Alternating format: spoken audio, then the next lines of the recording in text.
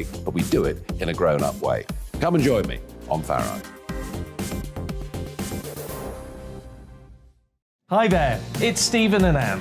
At breakfast from 6 a.m, you'll always be caught up with everything you need to know, the latest headlines, opinions and debates. We'll bring you the good news and the bad, but most of all, we're here for you. Remember, send in your views and let us know what you would like us to talk about. That's because we're your news channel. And every morning at 6 a.m, it's breakfast on GB News.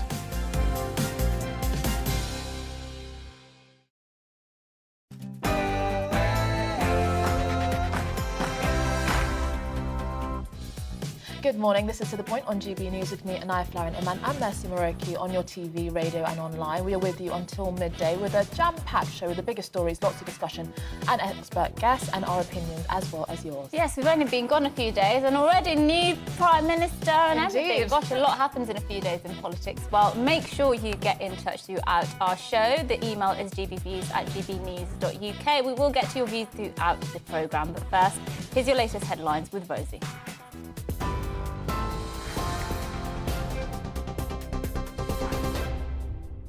Well, a very good morning. It's 1 minute past 10. I'm Rosie Wright, keeping you up to date on GB News. Liz Truss has held her first cabinet meeting as Prime Minister after a major reshuffle. She told the new team she'll strain every sinew to get the economy growing, and an energy plan set to be announced this week. Therese Coffey is among those to secure a senior role, appointed as Deputy Prime Minister and Health Secretary. Kwasi Kwarteng is now Chancellor of the Exchequer. James Cleverley has been promoted to Foreign Secretary, and Ben Wallace retains his position as Defence Secretary. Now, at lunchtime today, Liz Truss will go head-to-head with Sir Keir Starmer in her first Prime Minister's questions. Of course, we'll bring that to you here. Well, earlier this morning, Kemi Badenoch spoke about her new role and the future of the party. I'm very happy with being Secretary of State for International Trade. Can Liz Truss unite the party? It was a very divisive leadership contest. Yes, of course she can. Have a good day. Thank you. Well, there are other key appointments, including Suella Braverman as Home Secretary. She replaces Priti Patel. Jacob Rees-Mogg has been moved now to Business Secretary. And Kit Malthouse has picked up the Education portfolio. And Amy Trevelyan is now the new Transport Secretary. Well, the former Liberal Democrat leader, Sir Vince Cable, told GB News Ms Truss will have to take risks to garner support from within her party. Her position, unfortunately, in Parliament and outside is relatively weak, and she can't afford to make mistakes. The big bazooka approach to the economy, being willing to borrow very heavily in the short run to get us over the spike in energy prices produced by Russia's contraction of gas supplies, is the right approach. And to take a risk on that is, I think, the right thing, and I hope it comes off. The US President congratulated Liz Truss in their first phone call in her new role last night. Joe Biden stressed the importance of reaching an agreement with the EU over the Northern Ireland Protocol. Truss spoke to other world leaders too, including Ukraine's President Volodymyr Zelensky. She reiterated the UK's support and accepted an invitation to visit the country soon. Meanwhile, Russia's criticised Liz Truss for not being willing to compromise. Well, to other news now. 4 men arrested in connection with the murder of Olivia Pratt-Korbel have been released on bail. The 9-year-old was shot in her home last month. Her mother, who was also injured by the gunman, has told those responsible they need to own up. In a video appeal filmed and released by Merseyside Police, Cheryl Corbell paid tribute to her daughter. You know you've done wrong, so you need to own up. Like I've taught my kids. You do something wrong, you own up to it. Prince Charles will meet the parents of a teenager who died from an allergic reaction as he hosts a global conference on allergies. The event was organised by the Natasha Allergy Research Foundation, set up by the parents of 15-year-old Natasha Idnan-Leberhus. She died following a severe allergic reaction to sesame in a Pret sandwich in 2016. Average house prices in the UK rose by 0.4% in August. That's a record high. It's according to the Halifax Price Index. They estimate a typical property now costs almost £295,000. In July, house prices fell for the first time in a year. Director at the Adam Hayes Estate Agents, Yasser El-Khalfas, told GB News now is still a good time to buy.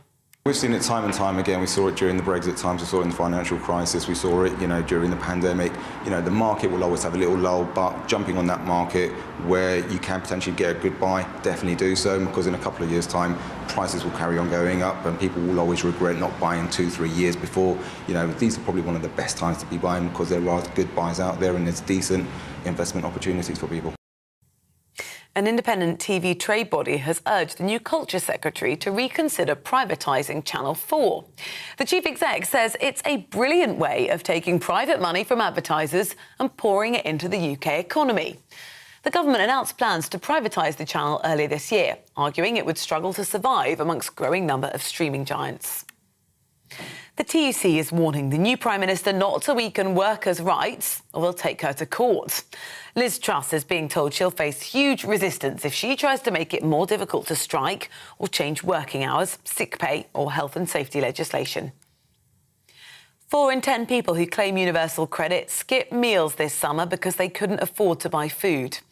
The Trussell Trust have found that over the last 3 months, 41% of those on the benefit missed a meal amid rising costs, while 38% went a whole day without eating or just had 1 meal in the last month. This is GB News. I'll bring you more as it happens. Now let's head to the point.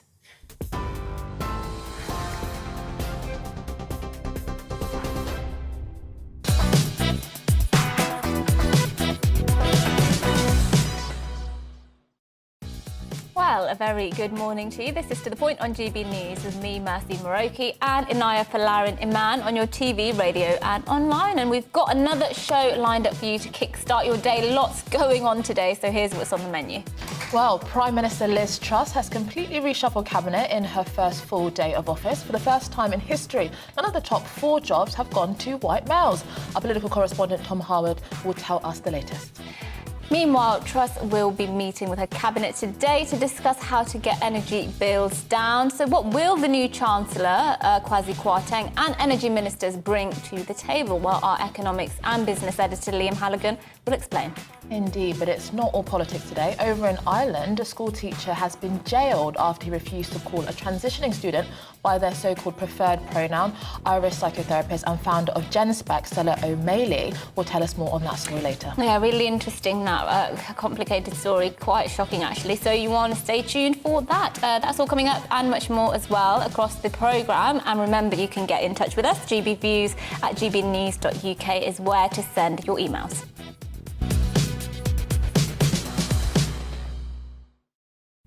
Well, Prime Minister Liz Truss will be meeting with her new cabinet this morning. Here's some of her new appointments. Well, Liz Truss, chair of the first cabinet meeting of her new government later this morning, following her speech outside Downing Street yesterday. Several key appointments were revealed, including Suella Braverman as Home Secretary. Yes, then you've got Kwasi Kwarteng, who was the former business secretary. He's now going to be Chancellor of the Exchequer, is the first black man to do so. Indeed. Well, James Cleverley as Foreign Secretary. And firm friend Theresa Coffey is now Deputy Prime Minister and Health Secretary. Yes, well, Ben Wallace remains as Defence Secretary as well. Those are some of the key appointments. So what does Liz Truss's appointments tell us about what her premiership will look like and what the priorities will be? Well, our political correspondent Tom Harwood joins us for the latest outside Liz Truss's new home in Downing Street. Tom, just give us some idea of what will be happening or what has happened behind those walls there today. Yes, it's been a busy morning. Cabinet ministers have come and cabinet ministers have gone. The first cabinet meeting of the Liz Truss premiership began at 8:30 this morning, and by about 9:25 it was all wrapped up and those ministers started trundling back out of the door again, remaining fairly tight-lipped about what was discussed. We're expecting a readout of this cabinet meeting at some point fairly soon, but we do know the makeup of the cabinet, of course, and the direction of the government that Liz Truss wants to deliver. That's what she said on this street yesterday afternoon in a brief break from pretty torrential rain. I have to say, all of us standing here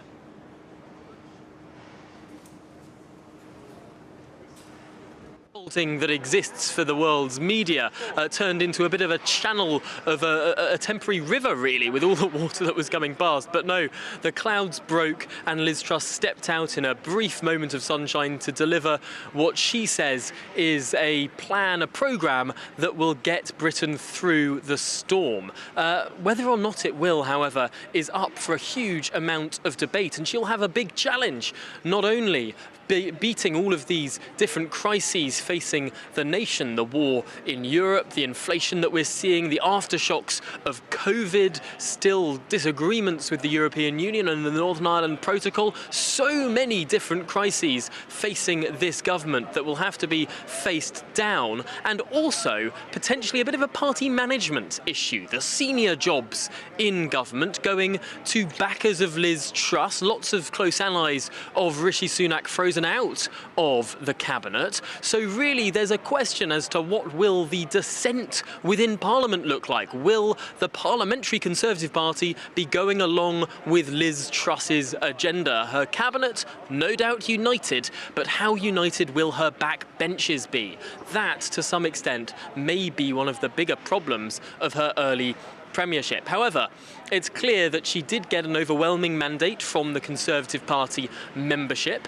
She got around a third of MPs, so did Rishi Sunak, frankly. There wasn't that much space between them in terms of their MP endorsements by that final round of the MP stage of the process, but perhaps most crucially of all, there is now a drive and an agenda in government, one that will be taken to Sir Keir Starmer as Liz Truss faces down the leader of the opposition at midday today.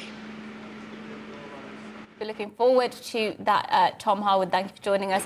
We will, of course, be bringing you those images of Liz Truss, those videos of Liz Truss and Keir Starmer. It's going to be her first Prime Minister's questions, of course. I don't believe she's ever faced Sir Keir Starmer, despite the fact she's had a long parliamentary career. You know, sometimes they stand in and things, don't they? So it should be really interesting, because what has happened with Keir Starmer and Boris Johnson for a while is that Keir Starmer's been able to say, look at this blustering fool, you know, he's been able to cast himself as the sensible one against the backdrop of Boris Johnson. He's not going to be able to do that anymore because, of course, if anything, Liz Truss has been accused of being too stale, too kind of robotic and boring. And she might now also be stealing his limelight when it comes to being seen as the sensible one. Yeah, I mean, even though Keir Starmer tried to position himself as Mr. Forensic and Boris Johnson as a kind of a blithering individual, at the end of the day, for Boris Johnson, that was many of his redeeming qualities in the light of a lot of the public, such as his kind of charisma and boisterous behaviour. Obviously, when it came to kind of serious political issues, that wasn't always the way that you may want your Prime Minister to present himself, but that wasn't necessarily a downside in the eyes of the public. Though what is interesting, as you rightfully mentioned, a lot of the time with Keir Starmer, he's had years as the opposition and being able to refine his craft. She's going to be someone that is being thrown completely in the deep end, as Tom mentioned, in some of the biggest crises that we face in a generation. So it will very much be on make or break. And just one more quick one, I think it's quite interesting, and other people have mentioned the fact that she may well be one of the least known incoming prime ministers in a generation. You know, many people in the public, this is actually the first time they're really going to find out about many of the individuals. There are still people who don't know who she is, but I have seen vox pops on various channels where people are like, do you know who Liz Truss is? And they're like, no, never heard of her. So PMQs may well be an opportunity for her to really make her mark. Yeah, I think it's interesting to see her speech at Downing Street yesterday. I found it quite stale and boring. I kind of missed the enthusiasm that Boris Johnson showed. But then again, even though Boris is infamous for having putting such a positive spin on things, perhaps that wasn't the tone she felt was appropriate to strike, because at the end of the day, nobody's under any illusion about the fact that we are in a cost of living crisis. There is a war in Europe. She does have, you know, a mound of things in her in tray this morning, and so perhaps she just wanted to look like she was very clear on what needed to get done, and she wasn't interested in frills all around that. Yeah, and I think some people may say that there could be a kind of facile optimism that is presented, where it's all kind of positive, but it ends up being almost purely rhetorical rather than actually focusing on action. And her emphasis undoubtedly is going to be what she delivers in this moment. But I do think, and we were touching upon this before the show, that the kind of skills of oratory is no longer seen as something significant, but actually it is actually very significant in terms of a statesman and how you present yourself on the global stage. Yeah, you're only as good as how you communicate. Exactly, really. and I do think that ability to cut through and almost cause a crowd to be completely silent and listen to you and speak without authority is a great skill of a leader, and I hope that she will develop upon that, because I think that will be very important. Yes, well, Boris Johnson was, of course, inspired by Churchill in many regards when it comes to his oratory skills. So we'll see who Liz Truss will be inspired by, perhaps Margaret Thatcher, who knows. Well, Brandon Lewis has replaced Dominic Raab as Justice Secretary. As we mentioned earlier, Suella Braverman, who was the former Attorney General, is the new Home Secretary after Priti Patel resigned. Well, here to explain what all of this will mean for peace and security in the UK is our Home and Security Editor, Mark White. Good morning, Mark. So how has the landscape changed when it comes to the Home Office and security in this country, given these reshuffles? Well, of course, as far as Suella Braverman is concerned, as she's expected here around 11 o'clock this morning, she is still wedded to the Rwanda policy, this policy of trying to send people who are crossing by irregular means, i.e. on small boats or in the backs of lorries, to Rwanda, effectively on a one-way ticket to claim and be processed for asylum in that particular country. But of course, it's mired down in legal challenges at the moment. We have a judicial review currently underway at the Royal Courts of Justice. There's another challenge taking place in October, likely a month or two before we get a decision on that. And all the while, of course, the boats keep coming across the English Channel, and just yesterday 135 crossed in 3 small boats. Now that seems like a small number in the scheme of things, and it is in the scheme of things, but yesterday conditions were pretty horrific out in the Channel with 30-mile-an-hour winds and some fairly strong waves out there. The people smugglers still pushing these boats out into the Channel, and we've been told by sources that there are 5,000 Albanians who are currently massing along northwestern France, particularly in areas around Dunkirk, in Calais, with the intent of trying to get across the English Channel in the days ahead when those weather conditions improve. It's still bad out in the Channel today, but when we get those flat calm conditions, we're expecting some very significant numbers over 2 or 3 days. The latest on the new appointment, Suella Braverman to Home Secretary. That was our Home and Security Editor, Mark White there. I mean, she is an interesting figure. It'd be interesting to see how she would distinguish herself from Priti Patel, because Priti Patel was very much, strong on immigration, strong on police and so on. I mean, whether or not it translated into actually doing anything to improve the country is another debate. But in terms of how she presented herself, I think there is quite a lot of similarities. I think she's there. going to make Priti Patel look to the left of Jeremy Corbyn. I think, if you thought Priti Patel was hardline, wait till you get a taste of Suella Braverman, which actually might be very welcome, because she is very keen to sort of, leave the ECHR so that we can... In the European Court of Human Rights. Yeah, exactly. So she has she has laws she wants to bring into force, which will actually be very popular. Perhaps not with those on the left, though. But anyway, after the break, what will our new ministers do about this cost of living crisis? While Liam Halligan, our economics editor, will give his analysis. That's all after this weather. Hello there, welcome to your latest broadcast. I'm Greg Dewhurst. Through Wednesday, it's another day of sunny spells and heavy showers across the UK. Some hail, some thunder, gusty winds at times too. The reason for this is low pressure is still in charge of the weather across the UK, swirling these showers around, some of them really hefty at times. But that low pressure not going anywhere quickly over the next few days. Through the rest of Wednesday, we have sunshine and showers across much of the UK. Some of these showers will be heavy at times, the risk of hail, thunder, gusty winds, reduced visibility if travelling on the roads as well. But in between, there will be some sunny spells. It will feel quite warm in the sunshine, quite humid as well, particularly in the east. Highs generally the low 20s, 24 a high in the southeast. Further showers pushing through the rest of Wednesday evening, perhaps bunching together to give some longer spells of rain across parts of Wales, southwest England, and then later on across southeast England into East Anglia too. Some rumbles of thunder continuing overnight. In between, some clear skies, but warm and humid again for everyone, 14 or 15, generally as a low. So a showery start to Thursday morning. More of the same to come. Sunshine and showers through the day. Perhaps some thicker cloud across eastern England at times, giving some showery rain here, and also some hefty downpours across parts of Scotland. In between, there will be some sunny spells, but again, the risk of hail, thunder, gusty winds associated with these showers. Temperatures on the whole generally getting into the low 20s, 23, 24 as a high in the best of the sunshine.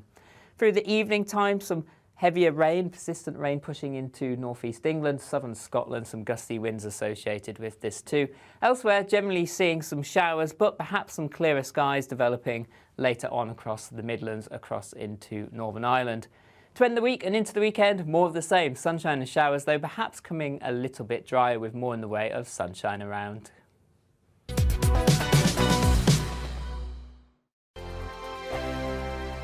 We are GB News. And we'd like to say thank you To each and every one of you. for helping our great nation. Find its voice. We're absolutely everywhere. Across England, Scotland, Wales and Northern Ireland. On TV, On radio and online. we're proud to be The People's Channel. Britain's news channel. On the Mark Steyn Show, we cover the stories a lot of people are scared even to mention. The stuff that really matters with some of the world's biggest thinkers. Now is his opportunity to kind of take the steering wheel of history. Break away from the flop at 8 o'clock on GB News with the Mark Steyn Show. Hello, I'm Esther McVeigh. And I'm Philip Davis. Whether you're watching or listening on TV, online or on radio, we handpick the latest stories, debates and expert opinions for your weekend. So whether that's politics, news or showbiz, we've got it covered. Join us every Saturday morning at 10 o'clock on GB News. Join my show Farage, 7 p.m. till 8 p.m. Monday through Thursday. And there you will get opinion, analysis, debate, and I'll cover stories that nobody else dares to touch. You've been cancelled. Join the club. Oh my goodness me. And then for the last 15 minutes, talking pints. We're over a drink. We have a civilised conversation with someone. We very often disagree, but we do it in a grown-up way. Come and join me on Farage. Hi there, it's Stephen and Anne. At breakfast from 6 a.m, you'll always be caught up with everything you need to know, the latest headlines, opinions and debates. We'll bring you the good news and the bad, but most of all, we're here for you. Remember, send in your views and let us know what you would like us to talk about. That's because we're your news channel. And every morning at 6 a.m, it's breakfast on GB News.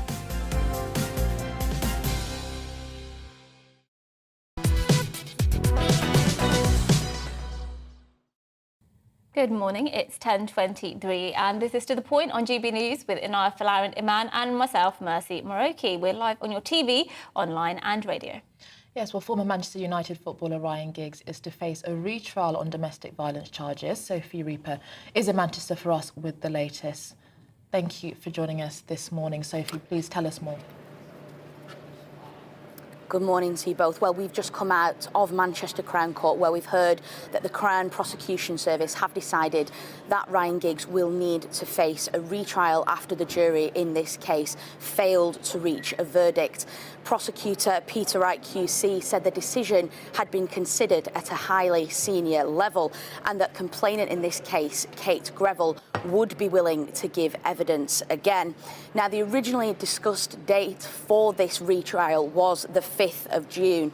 But we heard that the prosecution and the defence are both now unavailable on that date. So instead, the prosecution put forward the date of the 31st of July next year for the next convenient date, which Chris Daw QC for the defence agreed with. Judge Manley agreed to this date, and although it is 47 weeks away, that just happens to be the next convenient date for all the parties involved. They also estimated that the retrial would take around 3 to 4 weeks. Now, Mr Giggs wasn't present today after he was told he didn't have to be, and he remains on bail until the time of the retrial. He's been accused of assault and of coercive and controlling behaviour of his former girlfriend, Kate Greville, but he denies all the charges against him.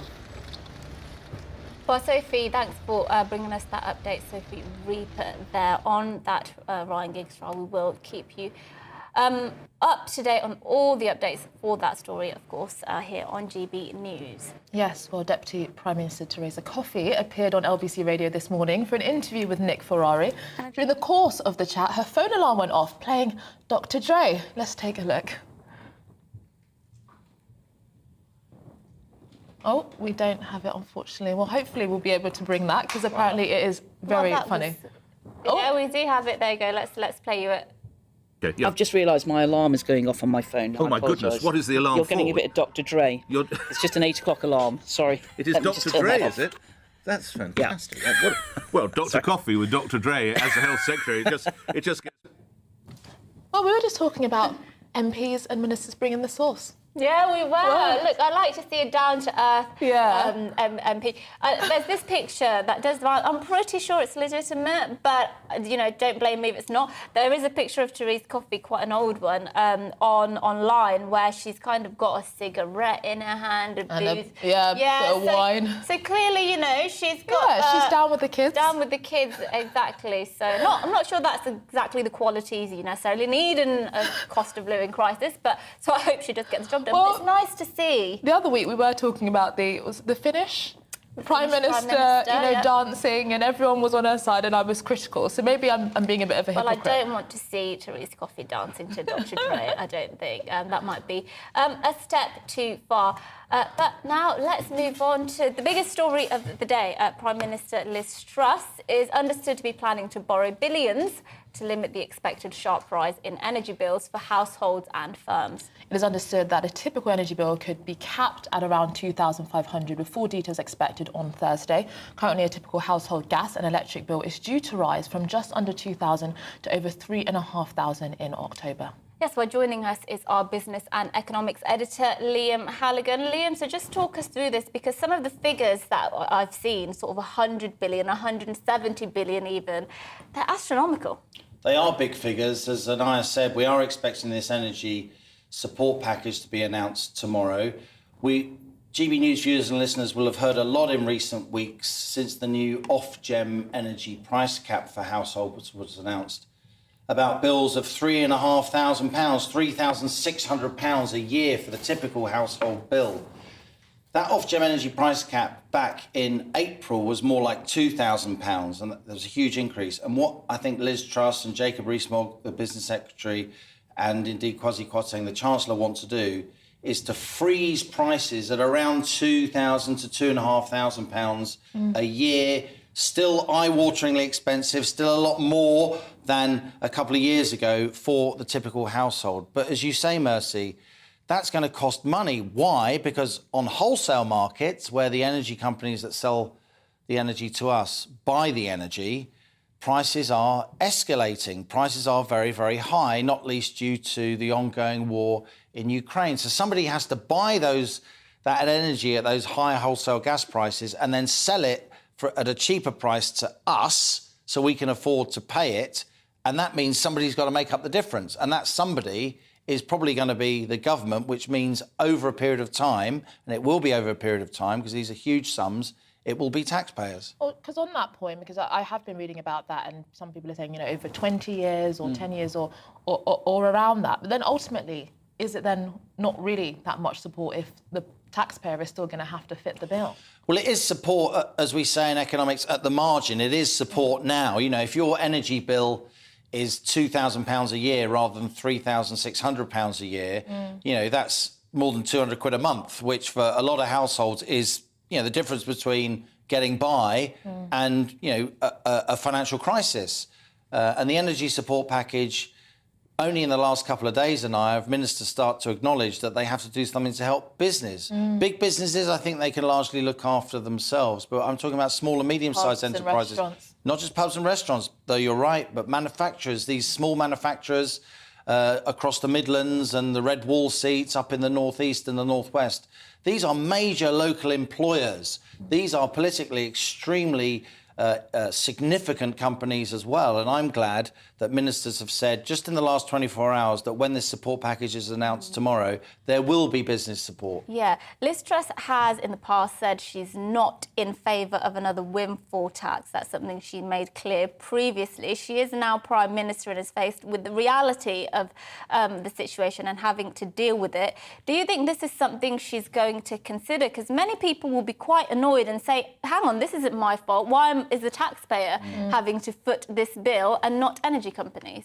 It's a tough one. There is already a windfall tax, about £5 billion a year, in addition to what the big energy companies, not the companies that sell us the energy, the companies that drill and mine the energy, you know, operating in the North Sea and elsewhere, they're already being charged an extra £5 billion or so a year on top of the, you know, higher corporation tax and other supplementary taxes that they already pay. The thing is, Mercy, you know, ministers can eyeball the big oil and gas majors and they can say, look, we want you to drill more in the North Sea. But if there's this kind of sword of Damocles, a lot of their profits may be taxed away. They're just going to say, well, look, oil and gas prices are elevated. We operate all over the world. We're just not going to do that. We're not going to invest in the North Sea. We're not going to bring those North Sea fields on stream or generate find new ones if the tax regime, in our view, is punitive. We can go to other parts of the world. So it's egregious for listeners and viewers, but it's a negotiation. These are private sector companies who will say we're already being taxed very, very heavily indeed. Can I just ask as well, so if she does cap the price, it's, you know, effectively you might be able, well, you will be able to use as much energy as you want to and not have to pay for it. So will demand massively increase, and then what will that do to the market? That's not. I agree with you. If prices are artificially lowered, then you could say, you know, what we call demand destruction wouldn't happen. You know, you won't nag the kids not to spend 20 minutes in the shower and leave the lights on in a way that you otherwise would. Having said that, what's capped, it's important to understand, and I hear a lot of misinformation about this, what's capped is the unit cost, right? That's what's capped. But if you use more units, you still pay more money. And even if the cap comes in, as Anaya said, at £2,500 for the typical bill a year, it's still a huge amount of money compared to where we were, you know, before the pandemic in terms of energy costs. So there will be still some incentives to use less energy, both for households and for businesses, to try and become more efficient, you know, to get rid of that old, very high-intensive energy use machine and buy a new one maybe, if you've got the risk appetite for that. So there will still be an incentive to use less energy, but not as sharp an incentive if prices had gone all the way up to an average of £3,500 per household per year. Well, thank you so much for giving us that insight, Liam Halligan, our business and economics editor. Thank you. Yeah, really big issue, of course. This is something Liz Truss will have to be focusing on for God knows. I mean, she might have to focus on this issue entirely for her whole premiership. Who knows when this is going to get fixed. We will be reading some of your views about this energy price hike and Liz Truss's plans after the break. And we're also going to be discussing an Irish school teacher who has been jailed after he refused to call a transitioning pupil by their preferred pronouns. That's not what he was jailed for. It's much complicated than that, but we will explain to you after these headlines.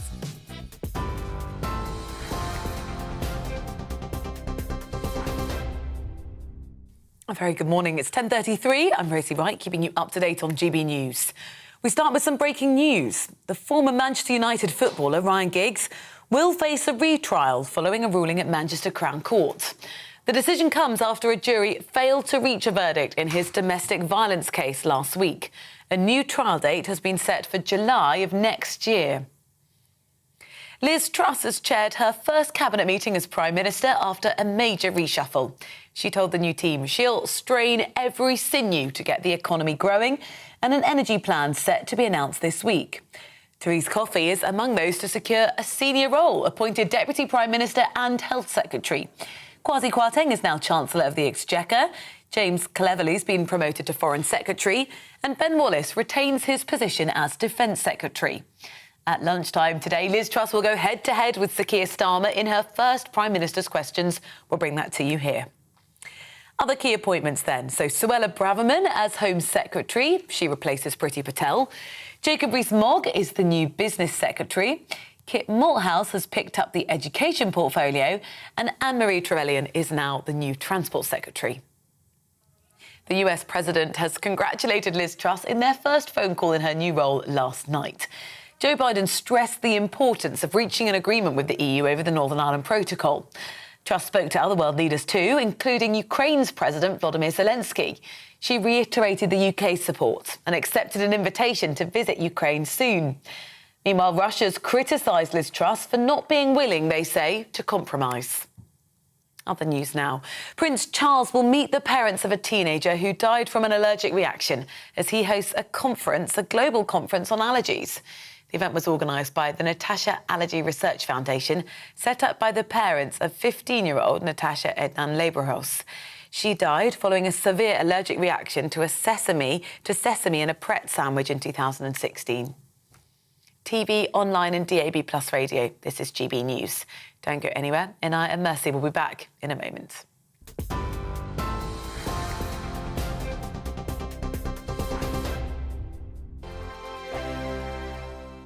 We are GB News. And we'd like to say thank you To each and every one of you. for helping our great nation Find its voice. We're absolutely everywhere. across England, Scotland, Wales and Northern Ireland. On TV, on radio and online. we're proud to be The People's Channel, Britain's news channel. On the Mark Steyn Show, we cover the stories a lot of people are scared even to mention. The stuff that really matters with some of the world's biggest thinkers. Now is his opportunity to kind of take the steering wheel of history. Break away from the flock at 8 o'clock on GB News with the Mark Steyn Show.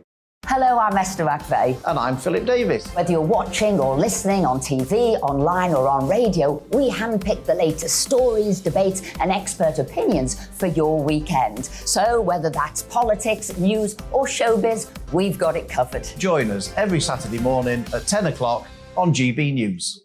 Join my show Farage, 7 p.m. till 8 p.m. Monday through Thursday, and there you will get opinion, analysis, debate, and I'll cover stories that nobody else dares to touch.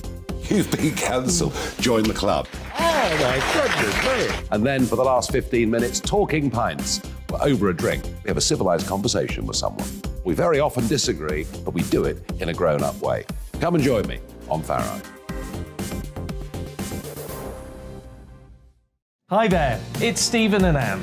At breakfast from 6 a.m, you'll always be caught up with everything you need to know, the latest headlines, opinions and debates. We'll bring you the good news and the bad, but most of all, we're here for you. Remember, send in your views and let us know what you would like us to talk about. That's because we're your news channel. And every morning at 6 a.m, it's breakfast on GB News.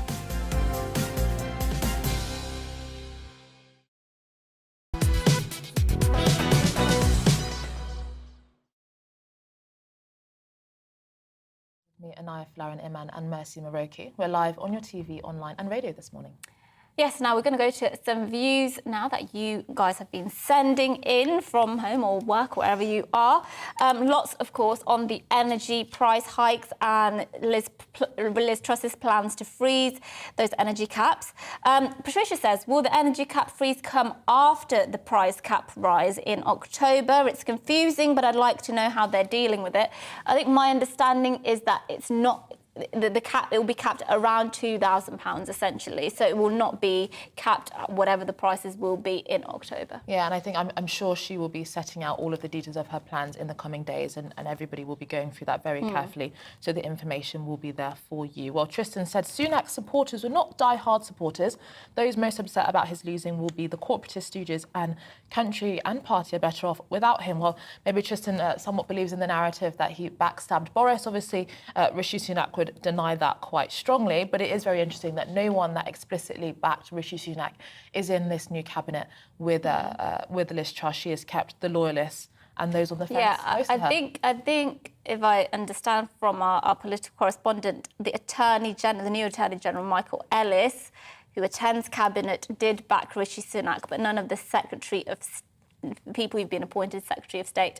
Sunak backers, which is an interesting way to play it, I think, because you might get some very upset and rebellious backbenchers, shall we say, as she tries to implement her plans. Roy, let's go to you. Biggest problem is that the global suppliers of fossil fuel energy see their share of the market gradually shrinking as more green sources come online. So they up their prices to maintain their profits. That is true, I guess, but there's also lots of other reasons, I suppose, why that price is going up, not least, of course, the actions of Vladimir Putin and the war in Ukraine. And policies that are long in the making, that we do very much hope that this crisis is now going to be, in some senses, turned into a big realisation amongst the political class that energy is a key issue, and actually cheap, reliable and secure energy is a priority. Just one more view. Audrey says, such a frightening time of uncertainty, the government cannot pay bills ad infinitum, indefinitely, essentially. A hardline stance needs to be taken as well. I think it is an interesting one, as we do know that this uncertainty is going to potentially continue for a number of years. Can we simply just continue to give out payments without actually responding to the root causes of those issues? So a very important point. Keep your views coming in. Yes. Now, Liz Truss has rewarded close allies with top cabinet jobs in her shake-up at number 10. Yes, former Business Secretary Kwasi Kwarteng replaces Nadine Zahawi as Chancellor.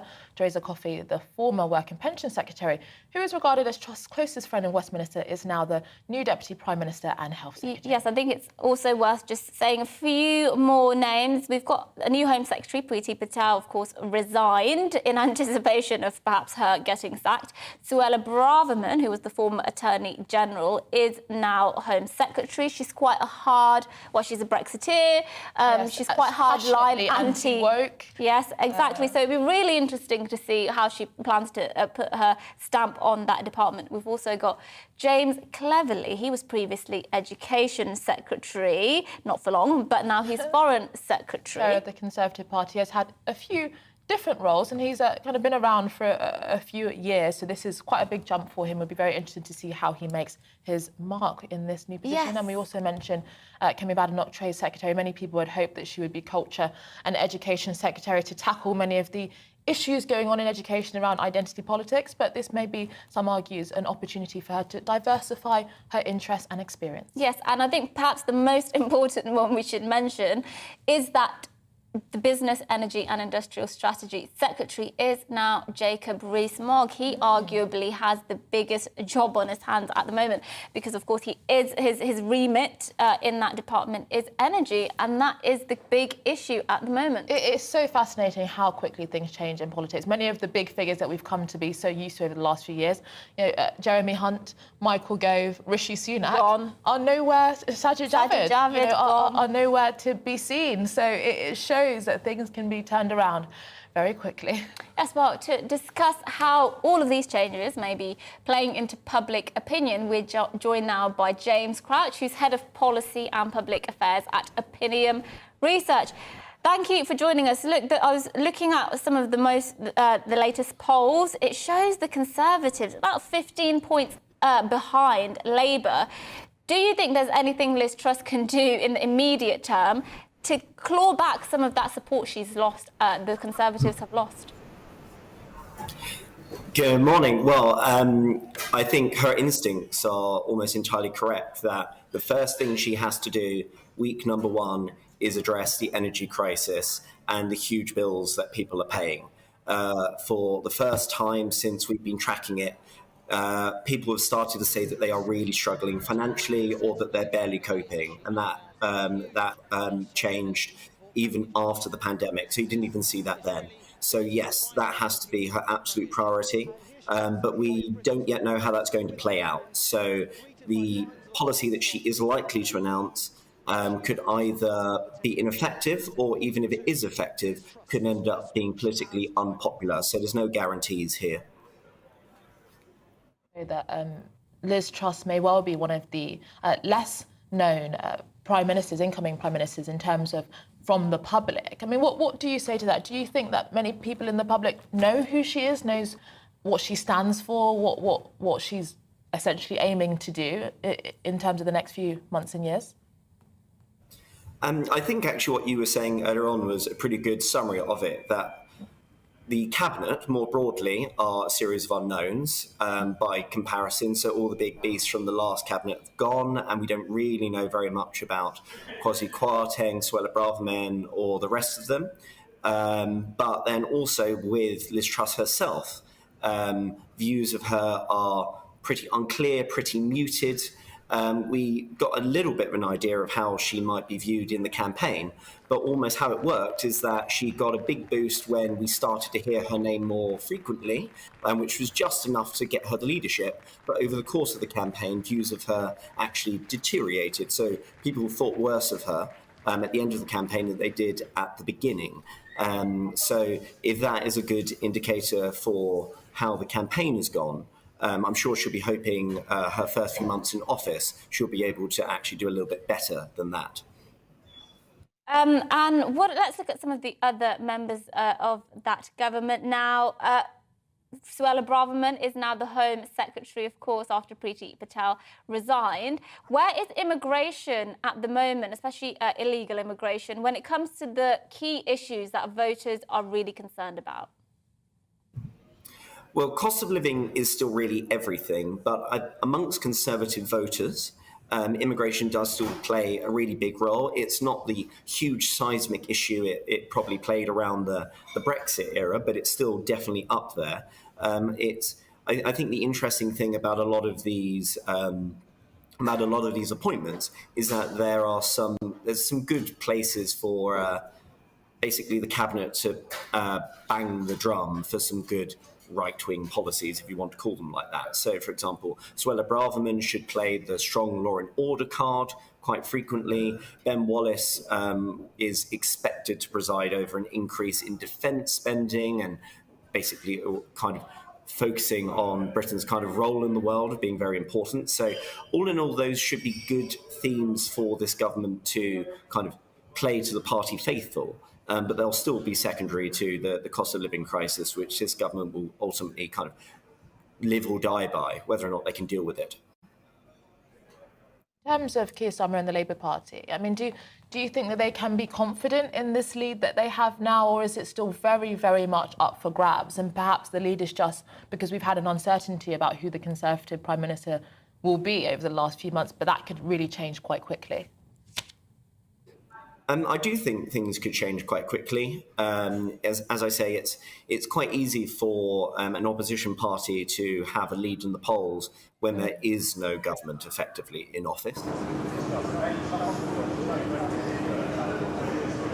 I think that's something that is unlikely to last. Whether or not this government is going to get some huge boosts, though, is also equally up for debate. There's no reason why Liz Truss's government is guaranteed to come up with excellent answers that everyone's going to respond to. So, yes, the Labour lead is easily likely to be transient, but ultimately this government could fall flat on its face as well. So it's very much TBC. Yes. I think everything is very much TBC at the moment, but thank you, James Crouch, Head of Policy and Public Affairs at Opinion Research. We were just showing pictures of Downing Street live. At the moment, it's going to be interesting. Wish I was a fly on the wall and listening to what conversations are going on at the moment. That first cabinet meeting, really a big moment, of course, for Liz Truss and all of the people there in terms of this is a new government. How do you actually rise up to the challenges? And she's saying that she would. And I think, there is a sense and there is a kind of temptation to have a sense of apathy. People undoubtedly will say, well, the Tories have been in power for 12 years and so on and so forth. But you also always have to have an element of, benefit of the doubt and giving people an opportunity. But I do think that the media and many people will be on her in a matter of weeks unless she comes out with a clear programme very, very soon. Absolutely. Well, sticking to Liz Truss, it's not sticking it to, sticking on Liz Truss. She begins her first full day as Prime Minister, as you well know by now, and she may well be looking back at her predecessors for inspiration. In fact, she has very much been compared to some of her predecessors, and many of the issues that her new government will be facing, from inflation to strikes, will be many of those that were faced in the 1980s. So she could be looking to Margaret Thatcher for solutions. Yes, our Northern Ireland reporter Dougie Beattie reports. The saying, there is nothing new in this world, is oh so true. Strikes, energy costs and inflation on everyday goods such as food. Liz Truss has a massive hill to climb, and people like Colin Blythe, who is a manufacturer, is finding it hard to get staff and sees very little reward for the pressure of business. There's not a lot of hands-on guys anymore. Nobody wants to be hands-on. There just seems to be this thing. It's taught into them. You can make your money, without actually working for it. There's a lot of pressure, a lot of worry, a lot of things that people only see. People only see a big place to see whatever. They don't see the stress, the strain, the hours, after hours work you have to put in to run a business. Michael Deans is a top restaurateur and is watching his outgoings double. Our last electric bill was £15,000 for this site, which is 3 restaurants, as you know. It was 6,000 this time 6 months ago. So it's more than doubled, and then we haven't even looked at the gas yet. Labour cost is up, everything is up. So while those that create employment are finding it tough, the employed are facing the same, and Erin Massey and Jordan Bryce of the CWU are on strike. We need to have a fair pay raise. We need to be brought up to the standard of living. We're facing the same crisis that everybody else is facing. We've got bills to pay, mortgages to pay, rents to pay, children to rear, and we're finding it hard. Our members are struggling. If I stayed at home and was a carer, I could earn more money. That's the reality. There is no doubt that any period in time can be compared. Right now, it could be argued we're living between 78 and 84. Back then, Margaret Thatcher took on the unions and exported our manufacturing. Except for here. This concrete road was the road for her venture with a flamboyant American by the name of John DeLorean. Thatcher's bold step to fund a multi-million-pound factory in a financial storm was seen as daring, converting a greenfield site in just 2 years. DeLorean, of course, failed commercially. Recessions in the United States and on a worldwide scale ended up killing the company. The vehicle itself, though, did find its iconic future as a time-travelling capsule. Imagine if we had one right now, where we could go to the future. David Mathers is a DeLorean owner whose vehicle is complete with its own movie flux capacitor. David, tell us what happens when this DeLorean gets up to 88.8 miles per hour. 3 penalty points and a £60 fine. Liz Truss has so much to get done in so little time and must build more than a Hollywood dream. Dougie Beattie, GB News. Well, that was our Scotland reporter, Dougie Beattie, telling us some comparisons between Margaret Thatcher and Liz Truss. So fascinating stuff. Do you think it's quite cheap, actually, when people say, oh, she's a female Prime Minister, let's compare her to the last female Prime Minister or the last female Prime Minister? Well, I do think that she's attempted to kind of emulate with some of the photos that she's been doing and also some of the things that she's been wearing. But I do think, I do actually think it's still cheap regardless, just in general, because I think those are very different times. We're not living in the 70s and 80s. And I think that there is a danger in the Conservatives in particular only looking to Thatcher rather than actually looking at the issues we face today and what's new and important about them and looking forward. There is quite an obsession, which I've found ever since I sort of started when I was in college and university and sort of started meeting people who are enthusiastic conservatives, I have just noticed a complete and utter obsession with Margaret Thatcher. Now, I'm not saying whether that's right or wrong. I'm just saying that there only seems to ever be one reference point when it comes to I think you're right. comparing prime ministers. Yeah, she's undoubtedly a towering figure, but we also need to look forward and ahead. Yes, now to another story, not related to politics today, but I think very important indeed. A school teacher in Ireland has been jailed after he broke an injunction not to attend the school because he refused to call a male pupil by different pronouns. Yes, he had been asked by a school to address the student with a different name and using the pronouns they, them, but he refused, saying to do so would go against his belief and would violate his freedom of conscience. Yes, well, he was taken to Mountjoy Prison in Dublin after he breached a court order not to attend the school. This followed a public confrontation with the principal. He's now going to remain in prison until either the court sets him free or he, quote, purges his contempt. So school asked him to call this male pupil, who's a trans pupil, by different pronouns, different name. He says, I'm not going to do that. It violates my beliefs. I'm going to call this pupil by, by he or whatever pronouns because he's a male. Obviously got in trouble for that. Court says don't go back to the school. He goes back to the school, breaches his injunction and then is ended up in jail. Yeah, I mean, to me, it is a clear-cut case of a violation of freedom of conscience. And at the end of the day, there's one thing calling someone of a pronoun that is used in everyday life, he or she or so on. But to say they, them is actually basically asking someone to speak differently to how they ordinarily would speak. So to me, that's a form of compelled speech, and that is completely wrong. And I don't think that any teacher, or anyone for that matter, but particularly a teacher that needs to be an authority figure to young people, should be compelled to speak or address children in the way that just simply because they demand it. Yeah, it's because it would be weird, wouldn't it? If the kid has their hand up, you say, oh, let's get an answer from they or them. Yeah, but also them. Do you know the answer to this?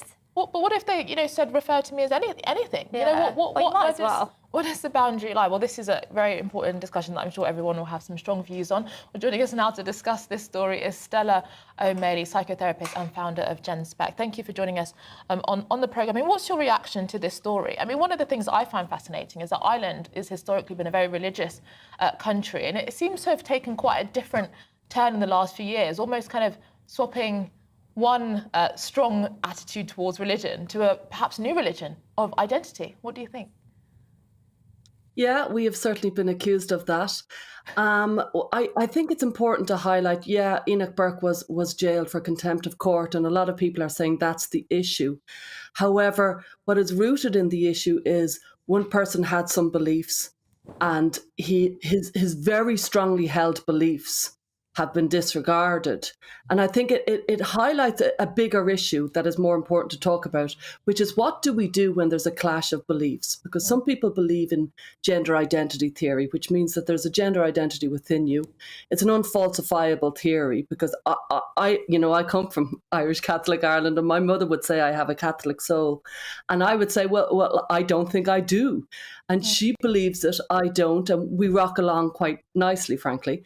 But if somebody has a gender identity and they insist that you collude with them in their belief, or you fall in with their belief because that's their only way of going forward, well, then we've got a problem, because we need to, number one, respect people's beliefs, but number two, respect people for the freedom to not believe.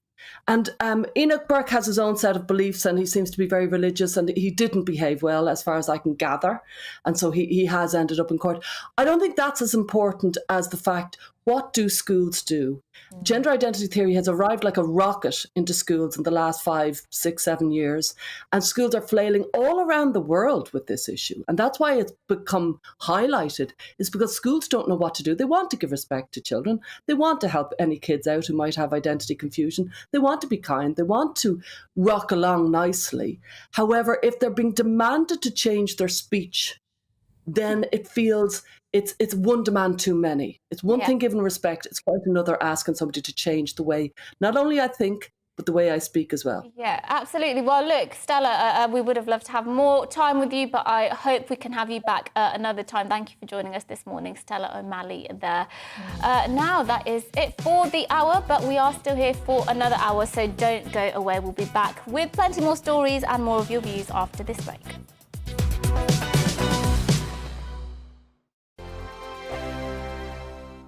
We are GB News. And we'd like to say thank you To each and every one of you. for helping our great nation find its voice. We're absolutely everywhere. Across England, Scotland, Wales and Northern Ireland. On TV, On radio and online. we're proud to be The People's Channel, Britain's news channel.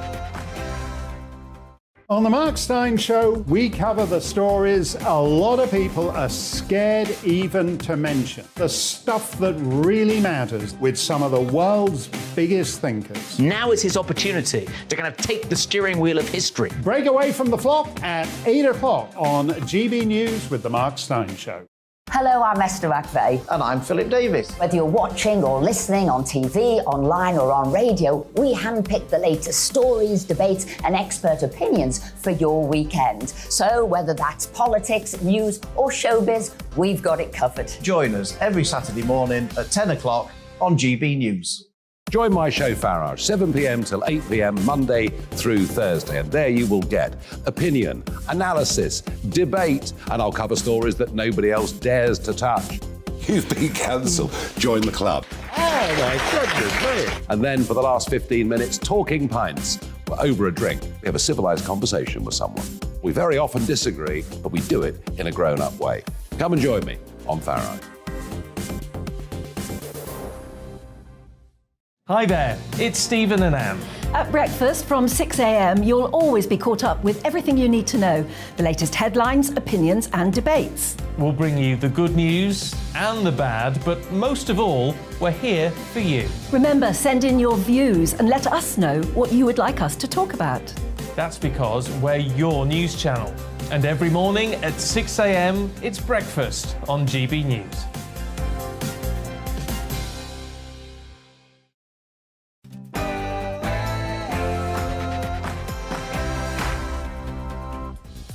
Good morning, it's just gone 11 o'clock and this is To The Point on GB News with me, Mercy Moroki, and Inaya Falarin Iman. We're on your TV, radio and online. Yes, we're with you until midday with the top stories, lots of big discussions and expert guests with your views as well as ours. Yes, and you can get in touch with those views on our usual email, gbviews@gbnews.uk. We're going to be reading those out across the next hour, but first, here's your latest headlines.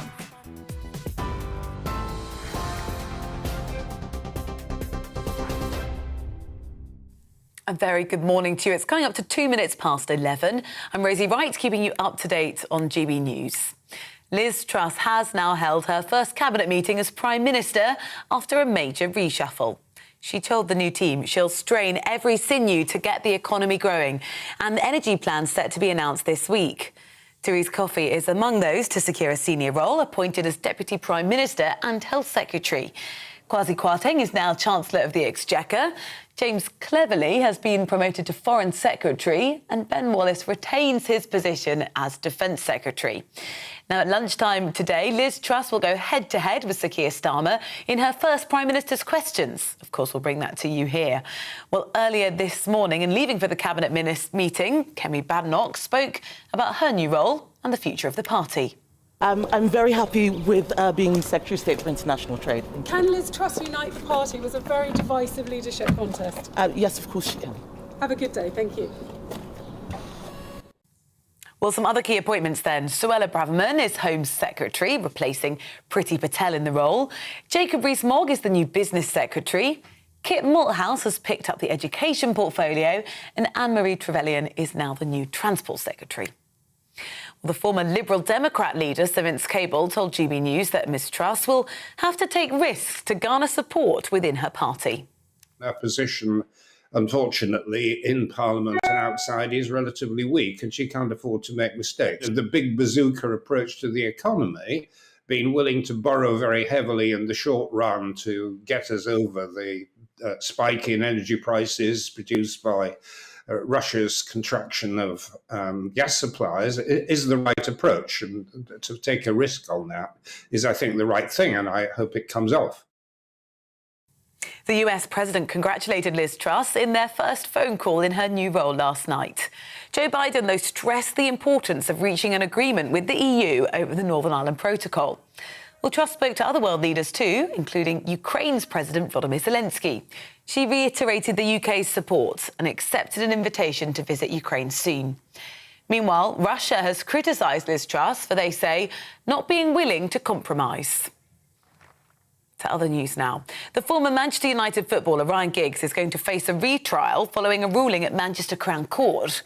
The decision comes after a jury failed to reach a verdict in his domestic violence case last week. The 48-year-old has denied controlling or coercive behaviour against his former girlfriend, Kate Greville. The new trial date has been set for July of next year.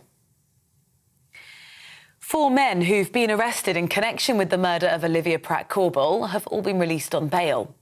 The 9-year-old was shot in her home last month. Her mother, who was also injured by the gunman, has told those responsible they need to own up. In a video appeal filmed and released by Merseyside Police, Cheryl Corbell paid tribute to her daughter. You know you've done wrong, so you need to own up. Like I've taught my kids. You do something wrong, you own up to it.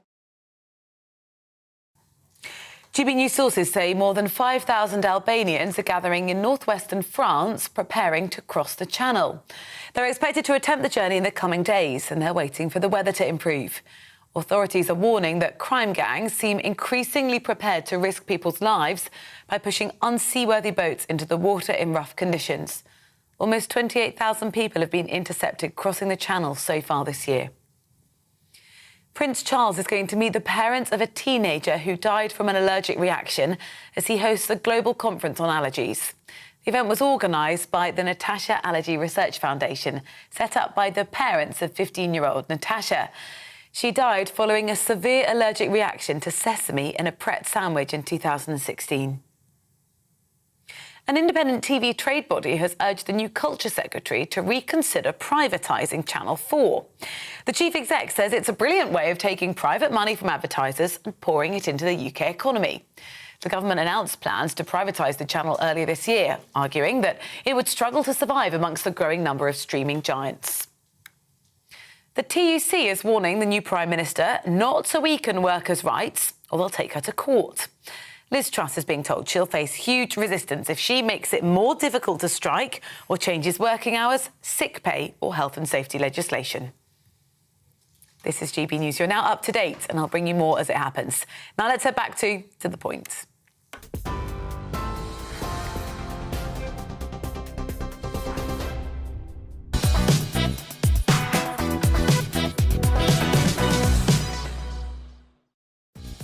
Good morning. This is To The Point on GB News with me, Mercy Moroki, and Inaya Falarin Iman on your TV, radio and online. Here's what's coming up for our final hour. Yes, well, Prime Minister Liz Truss has completely reshuffled the cabinet in her first full day of office and has now held her first cabinet meeting ahead of a new energy package later this week. Our political correspondent Tom Harwood will be live in Downing Street giving us the latest. Yes, and with Boris Johnson formally resigning at Balmoral yesterday, what's next for the PM, the former PM? Well, will we see him make a comeback, or actually is he done with politics? Well, we'll be joined by a biographer on Boris's career so far to let you know what we can expect from him. Yes, and we'll also look at the royals. The Sussexes are jetting across the UK and Europe on their royal tour, but not without raising eyebrows after Meghan made her first UK public address. More on that later with a royal butler.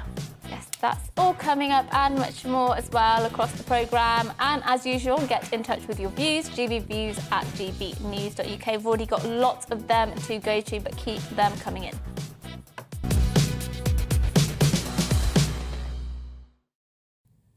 Now, Liz Truss will chair, or has just chaired, the first cabinet meeting of her new government this morning. Following her speech outside Downing Street yesterday, several key appointments were revealed, including Suella Braverman as Home Secretary.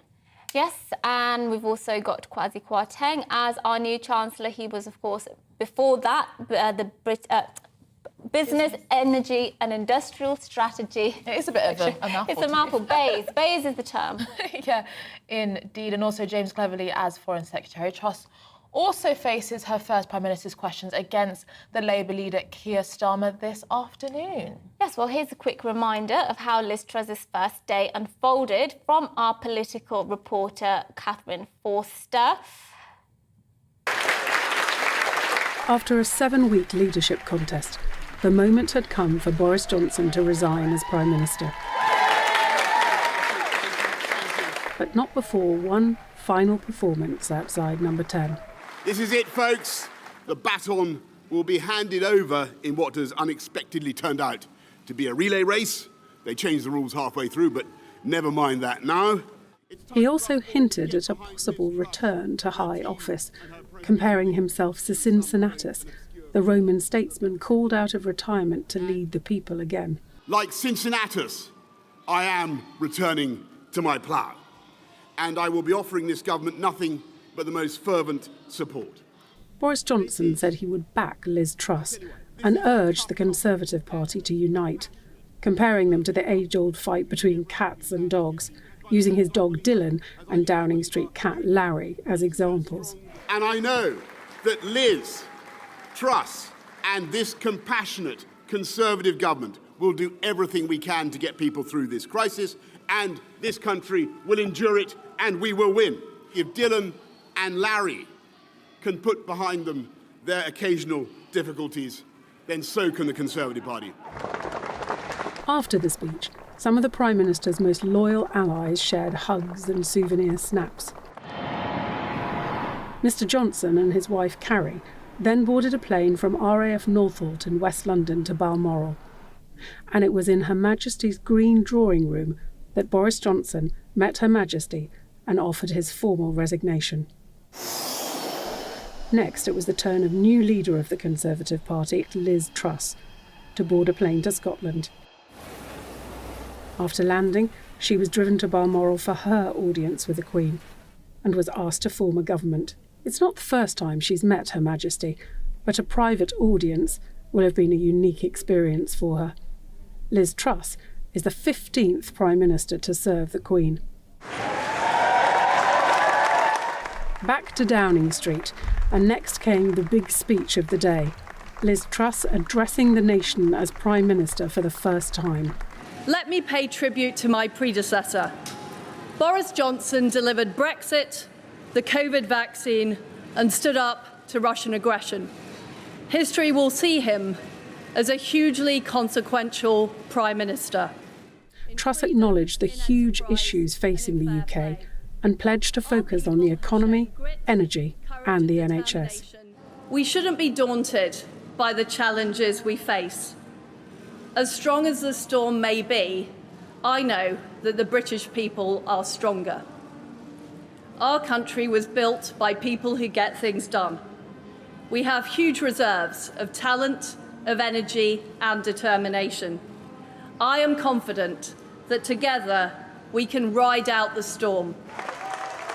Now the nation watches and waits to see how Prime Minister Truss will address the challenging weeks and months that lie ahead. Catherine Forster, GB News. Yes, well, outside Downing Street to bring us the latest on today's events is our political correspondent, Tom Harwood. Tom, so she has now chaired this meeting. When we spoke to you last, it hadn't yet happened. So tell us what we know and what we don't know yet. Well, we don't know any of the details of the Cabinet meeting, of course.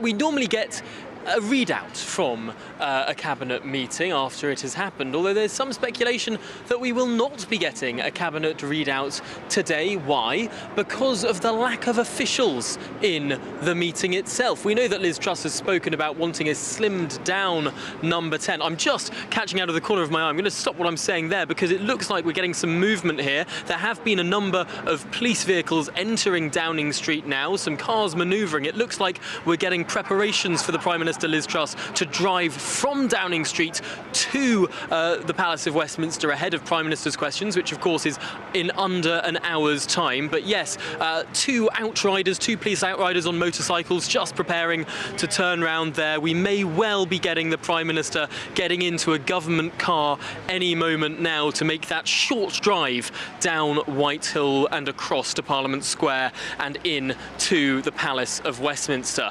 Clearly the Range Rover there, ready to take the Prime Minister from the front door of number 10 any moment now. It could be a little while before these cars go, but judging by the engines revving up, the security detail I can see walking around the corner, it could be relatively imminent.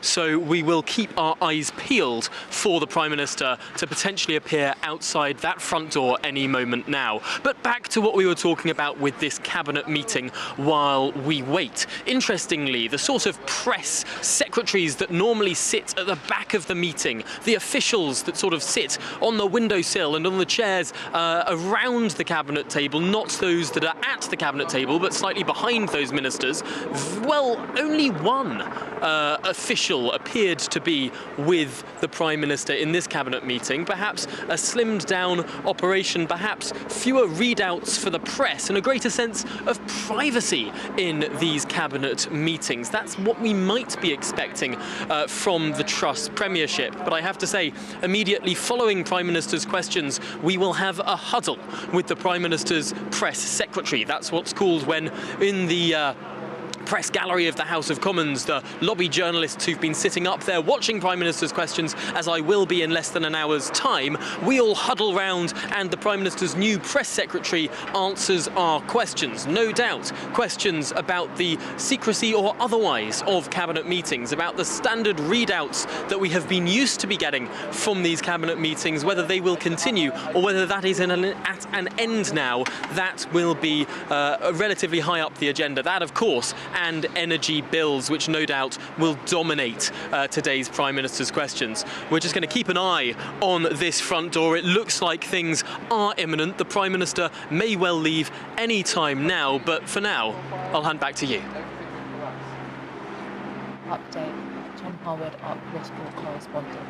It is interesting to see what would be Trussian. I don't know, Trussism? Trussian?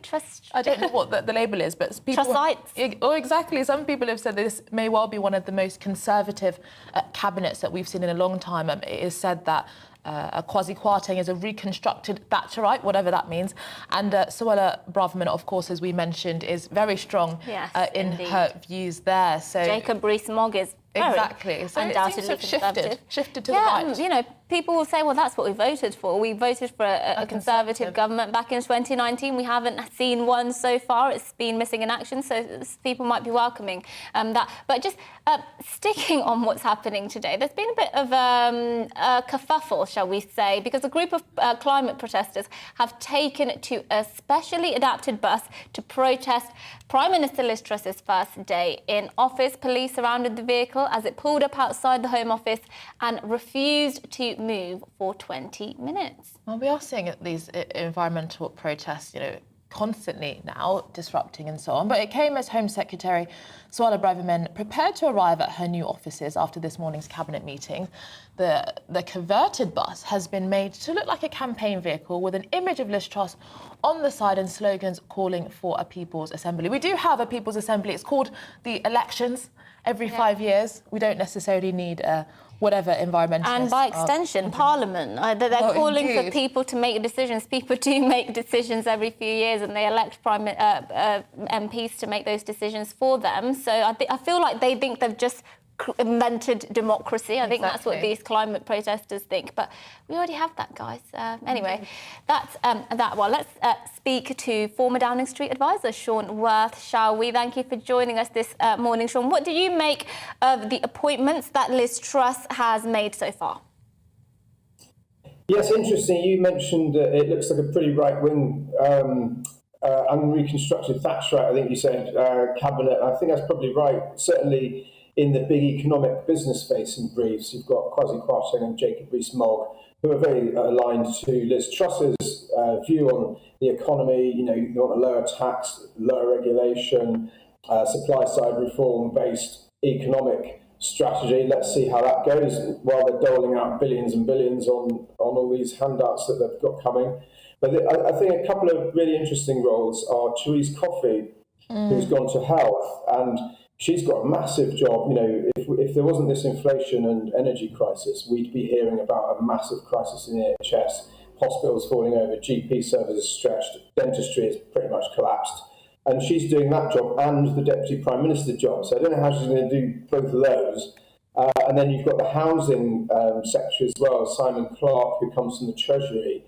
And he's got a huge brief because there's a housing crisis in this country as well. And, you know, Liz Truss has said she's going to scrap the housing targets and he wants to build more homes. So there's some really big questions about how these guys are going to manage the agenda. But overall, I think it's certainly a positive cabinet from a Conservative point of view.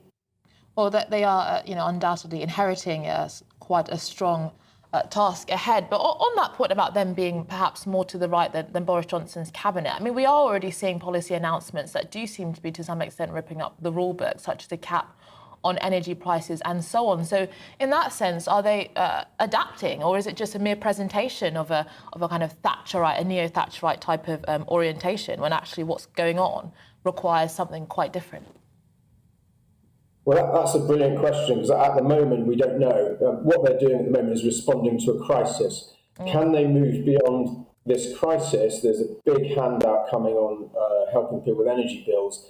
That will cost a massive amount of money. And, you know, the traditional Conservative Thatcherite view is that the state should be small and you know, you don't want to be doling out tons and tons of money and paying people's electricity bills, but, you know, the government is obviously being forced to. Whether they can then deliver tax cuts in the current fiscal climate in addition to that is a big question. I mean, it will cost a ton of money if they don't. And you know, and if I were in the number 10 team now, I wouldn't be saying let's cut people's taxes on things like income. I'd do it on business, because at least then you've got some sort of measure of you know, a growth effect coming from it. But yeah, brilliant question. That's actually a question in everyone's minds, I think, right now. Yes, so many questions, I think, on people's minds this morning, not least what on earth we're going to see in that package when Liz Truss finally does reveal it. Sean Worth, thank you for joining us this morning, former Downing Street advisor there. Yeah, I just think his point is one that we are seeing reoccurring, but it's undoubtedly an important one, that she is going to have to move fast, because the expectations are so high at the moment. Everyone's saying, what are you going to do? This crisis is here. What are you going to deliver? And obviously Boris Johnson, you know, a lot of goodwill was kind of lost because people were, you know, disappointed in that kind of historic missed opportunity, some might say, with the 80-seat majority. Yeah. And that patience, I think, is running out for a lot of ordinary people. Yeah, well, I think the expectation is by the end of today, we'll have a better indication. Tomorrow, hopefully, is when something will be published on paper to say what that package might look like. So, of course, we will be bringing you all the details on that when we have them as soon as possible on GB News. But now, the former Prime Minister Boris Johnson is, of course, out of the picture. He formally resigned yesterday at Balmoral in that audience with the Queen. And lots of you are thinking, rightly so, what is next for him? Will he make a comeback, or is he done with politics? Yeah, in his farewell speech, Boris Johnson hinted of a planned return to frontline politics. He can't resist, can he? As he likened himself to a Roman statesman who was called back for a final battle, like Cincinnatus, thank you. I am returning to my plough. Yes, well, joining us now is author of Boris Johnson, the Gambler, Tom Bauer. Thank you for joining us this morning. Look, I struggle to believe that Boris Johnson, the man who, you know, wanted to be world ruler, wanted to be Prime Minister as a child, is seriously going to give up now. Well, I agree with you. There's very little chance he'll give up. He'll write his memoirs and he'll carry on trying to be as supportive of Liz Truss as he can in the short term. But in the end, he certainly will want to lay the foundations for a return to politics. He's still an MP.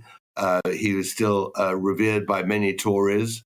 And much will depend on whether Liz Truss can capture the imagination of not only Tories, but also floating voters between now and the next election. Boris Johnson can play a big part in supporting Liz Truss and getting victory for the Tories in 2024. Or he could do the opposite. If he does the opposite, then his chance of returning is slight, if nil. But if he is constructive now, and if his memoirs aren't destructive, I think he has a chance to get back. That is a really interesting point because, for example, there was a lot of Tories who still wanted him to remain as Prime Minister. There was a campaign essentially trying to get him re-elected as the leader of the Conservative Party and so on. I mean, do you think that that movement could really kind of gain momentum again, or is it perhaps more just theatre or something that's just for show? Well, I think in the short term, there's no chance at all. As far as I can imagine, in his mind, he's Churchill, and he's going into what Churchill called his wilderness years. They're very well paid because he wrote his memoirs, and so will Boris. He'll write lots of articles for newspapers, which are well paid. He'll make speeches, which are phenomenally well paid. He'll have what he called hay in the loft, and he'll wait for his moment when somehow he will be summoned back because he's the only person deemed to be able to save the Tory party. I mean, if Liz Truss loses in 2024, Boris will quite clearly say, well, if you hadn't got rid of me, I would have won the election. And then it's a matter who they take as the leader of the opposition. Now, I don't think Boris wants to be leader of the opposition, but he'll want to be a presence in the rebuilding of the Tory party if the Tories are defeated. And so he sees himself as very much the wronged individual. I think he's making a delusional self-mistake about that. His demise is entirely his own fault.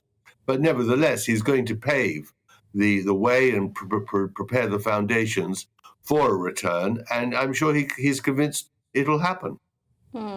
Yes, of course, his hero Churchill did make that return to number 10 5 years after he left. I did want to ask, though, in the leadership election, lots of people would say that what brought down Rishi Sunak was this image that he was just perhaps, he earned too much money, he was very much out of touch with normal people. Looking at the sorts of figures that prime ministers can make, ex-prime ministers can make when they go on the speaking circuit, you know, we're talking £1 million in 1 year is not unheard of for former prime ministers.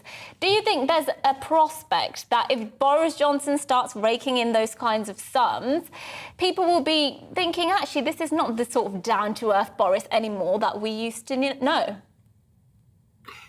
No, I don't think that, because I think everyone knew that he was a highly paid speaker before he was elected. And I think that normal rules are discounted when it comes to Boris. I think Rishi Sunak never had a chance really of winning because he's not a political animal. He has no experience of politics in the gutter. He really isn't a campaigner. He is a technocrat who, on the whole, was not a successful chancellor. And so I think that it was his vote really was very much anti-Liz Truss. She was the one to vote against, and he was the person who provided that opportunity. Boris is something very different. But to come back, he'll have to change so much of his character and his lifestyle and his way of life and first of all, he'll have to acknowledge the mistakes he's made. At the moment, I'm sure he's in complete denial. He really does believe that he has been wronged. But just look at those pictures of Carrie there. I mean, what a ridiculous dress to wear yesterday. She put that on because she wanted to be noticed in the crowd. It's all about me, Carrie. And I think that is a great burden on Boris. He hasn't got a supportive wife. He hasn't got a wise wife. He's got a wife who's in it for her own bizarre ambitions. And that is something he'll have to cure if he wants to return to office. Do you think they'll last then? Do you think their marriage will last? Because he does have a record, doesn't he, Boris Johnson? Well, he does have a record, and I'm sure Carrie is very aware of it. After all, she adds one more notch to his affairs. But I think the moment he goes on his speaking tours across America, where he'll be undoubtedly the star of the show and be offered all sorts of temptations, Carrie will undoubtedly and rightly be nervous. After all, she took Boris away from his long-standing wife, Marina, and many think that was the beginning of his downfall. So Carrie, of course, will be very nervous about it. Whether Boris can change the spots after all these years, I doubt. And so I would not think that the marriage is totally secure once the hothouse of Downing Street has disappeared. But, that's something which time will tell. Well, very, very strong words there, Tom Bell. I guess I hope I speak for everyone that we do wish every marriage a success, and hopefully the same will be extended to Boris and Carrie. But thank you for sharing your very strong and passionate insights there on Boris Johnson and where he may go in his very fascinating career going forward. Yeah, I mean, I think it's quite interesting. People say this stuff, don't they, about Carrie, and say, she's only in it for the money and she's controlling everything he does and all this. Kind of the same things people say about Meghan, sort of similarly.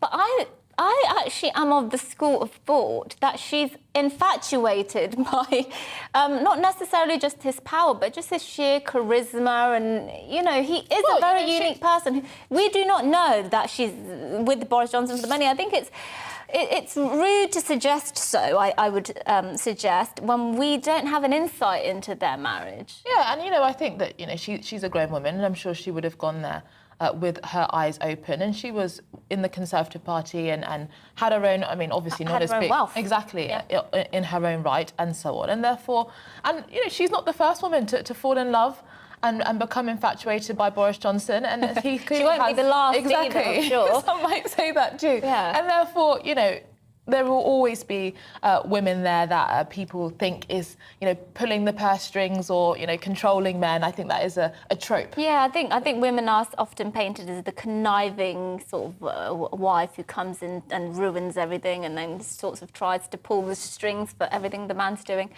I'm not convinced. Maybe there's a bit of truth in this particular instance. Who knows? Who knows? Maybe there's Meghan, maybe. Yeah. I don't know. We'll speak about all of that later. But after the break, something much more important. How will Liz Truss get our energy bills down? That's all coming up after this morning's news headlines.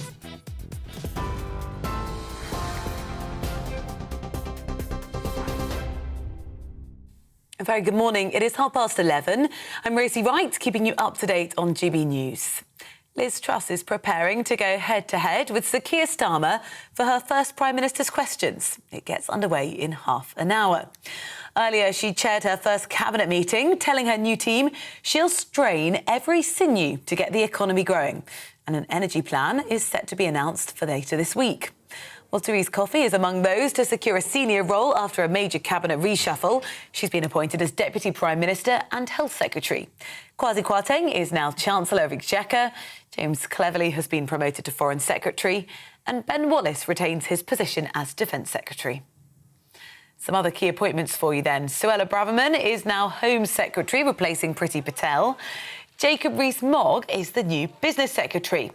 Kit Malthouse has picked up the education portfolio, and Anne-Marie Trevelyan is now the new Transport Secretary. The US President congratulated Liz Truss in their first phone call in her new role last night. Joe Biden stressed the importance of reaching an agreement with the EU over the Northern Ireland Protocol. Truss did speak to other world leaders too, including Ukraine's President Volodymyr Zelensky. She reiterated the UK's support for Ukraine and accepted an invitation to visit the country soon. Former Manchester United footballer Ryan Giggs will face a retrial following a ruling at Manchester Crown Court. The decision comes after a jury failed to reach a verdict in his domestic violence case last week. The new trial has been set for July next year. GB News sources say more than 5,000 Albanians are gathering in northwestern France, ready to cross the Channel. They're expected to attempt the journey in coming days, and they're waiting for the weather to improve. Almost 28,000 people have been intercepted crossing the Channel so far this year. We're on your TV, online and DAB+ radio. This is GB News. And I'm Mercy. We'll be back shortly.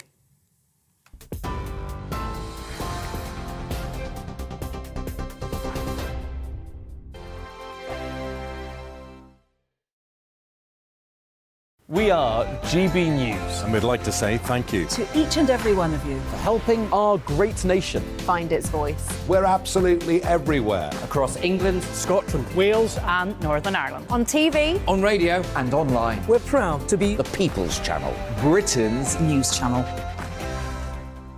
On the Mark Steyn Show, we cover the stories a lot of people are scared even to mention. The stuff that really matters with some of the world's biggest thinkers. Now is his opportunity to kind of take the steering wheel of history. Break away from the flock at 8 o'clock on GB News with the Mark Steyn Show. Hello, I'm Esther McVeigh. And I'm Philip Davis. Whether you're watching or listening on TV, online or on radio, we handpick the latest stories, debates and expert opinions for your weekend. So whether that's politics, news or showbiz, we've got it covered. Join us every Saturday morning at 10 o'clock on GB News. Join my show Farage, 7 p.m. till 8 p.m. Monday through Thursday, and there you will get opinion, analysis, debate, and I'll cover stories that nobody else dares to touch. You've been cancelled. Join the club. Oh my goodness me. And then for the last 15 minutes, talking pints. We're over a drink. We have a civilised conversation with someone. We very often disagree, but we do it in a grown-up way. Come and join me on Farage. Hi there, it's Stephen and Anne. At breakfast from 6 a.m, you'll always be caught up with everything you need to know, the latest headlines, opinions and debates. We'll bring you the good news and the bad, but most of all, we're here for you. Remember, send in your views and let us know what you would like us to talk about. That's because we're your news channel. And every morning at 6 a.m, it's breakfast on GB News.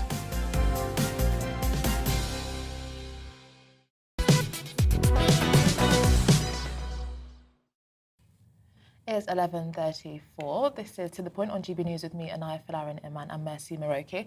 We're live on your TV, online and radio. Yes, now we just had the Prime Minister, Liz Truss, leaving number 10 Downing Street. She's heading to PMQs to face Labour leader Keir Starmer. It will be her first Prime Minister's questions, of course. She only became Prime Minister yesterday. It's going to be interesting to see how she performs. All eyes are going to be on her. And we, of course, will be bringing you those pictures of Prime Minister's questions live a little bit later on. It's due to start in about an hour. Yeah, I mean, I think it's going to take me a bit of time to get used to Prime Minister Liz Truss. I still have kind of Prime Minister Boris Johnson. Her name's actually Mary, isn't it? Oh. Yeah, Mary Elizabeth Truss. Fact of the day? Yes, Mary. So we've got two Liz's. We've got Liz as Prime Minister and Liz as... I like Elizabeth. I think it commands more attention. Yeah, Mary. Sorry, my sister's called Mary, and yeah, it's a bit of a... There's a lot of Marys watching. I don't want to say anything. It's a bit softer, shall we say, than Elizabeth. Elizabeth is stronger. Now, the Prime Minister has pledged to deliver on the energy crisis, with full details of her energy support package expected to be released tomorrow. It's expected that she will borrow billions to limit the energy price cap rise at 2,500. Yes, and not just billions, an estimated 100 billion, and it's a sizable sum to borrow, of course, at a time when taxes are suggested to be cut as well. Well, could we be worse off later down the line than we already are? Well, joining us now to discuss this is Christopher Snowdon, Head of Lifestyle Economics at the Institute of Economic Affairs. I mean, what do you think about this policy? We've been talking about it on the show, that it doesn't sound something that would be traditionally associated with a Conservative, but perhaps it is necessary to meet what many families will see as unbearable rises to their energy bills. What's your thoughts on the policy? Well, a price cap for every household in the country is more than what's needed to prevent some people from severe problems. Clearly, a very large minority of the public will have problems paying energy bills at the current price cap, or the cap that's coming in October, rather, which is close to £4,000 a year. But I mean, I don't think we need to be giving money to everybody. As you say, we are borrowing this money. We're borrowing it at increasingly high interest rates, and we're putting it on top of an enormous pile of debt amounting already to £2.4 trillion. So I would have preferred myself to see a more targeted measure. I think actually probably what the new government is trying to do is stave off a recession rather than to prevent everyone falling into fuel poverty, because everybody won't fall into fuel poverty. The reality is that at least half the population can afford this. It's not a choice between heating and eating for most people. It's a choice between heating and saving, or at worst, heating and going on holiday. There's always that trade-off, isn't there, which has been spoken about a lot between doing something that's universal and that you can do very quickly, and doing something that is more targeted but actually might end up costing more to administer, because you have to figure out who needs that money, you have to figure out how to deliver that money to them. Do you accept that that is sort of a trade-off she's having to face? I don't think it's a big deal, actually, in this instance. I mean, that was kind of the logic of the COVID loans, wasn't it? Let's just dish money out to everybody, not worry about how fraudulently it gets used. We'll just get it out there quickly. Well, with this, the government, announced plans in May, dished out £37 billion, in fact, in May, which a lot of people seem to have already forgotten about. And yeah, every household got £400. I don't think every household actually should have got £400, but we did.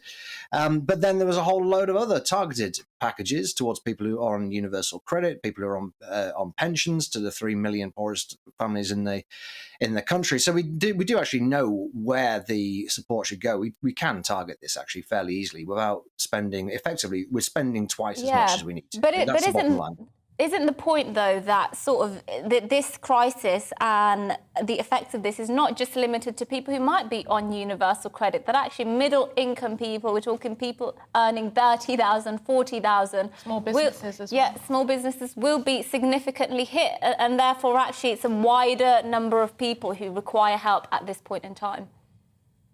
Well, it amounts, to an average family, roughly speaking, it amounts to a effective pay cut of £1,500. All right, now that's no fun. It's not enjoyable, but people. The average wage is already more than £1,500 higher than it was only 3 or 4 years ago. Okay, and nobody was talking about middle class people freezing to death a few years ago.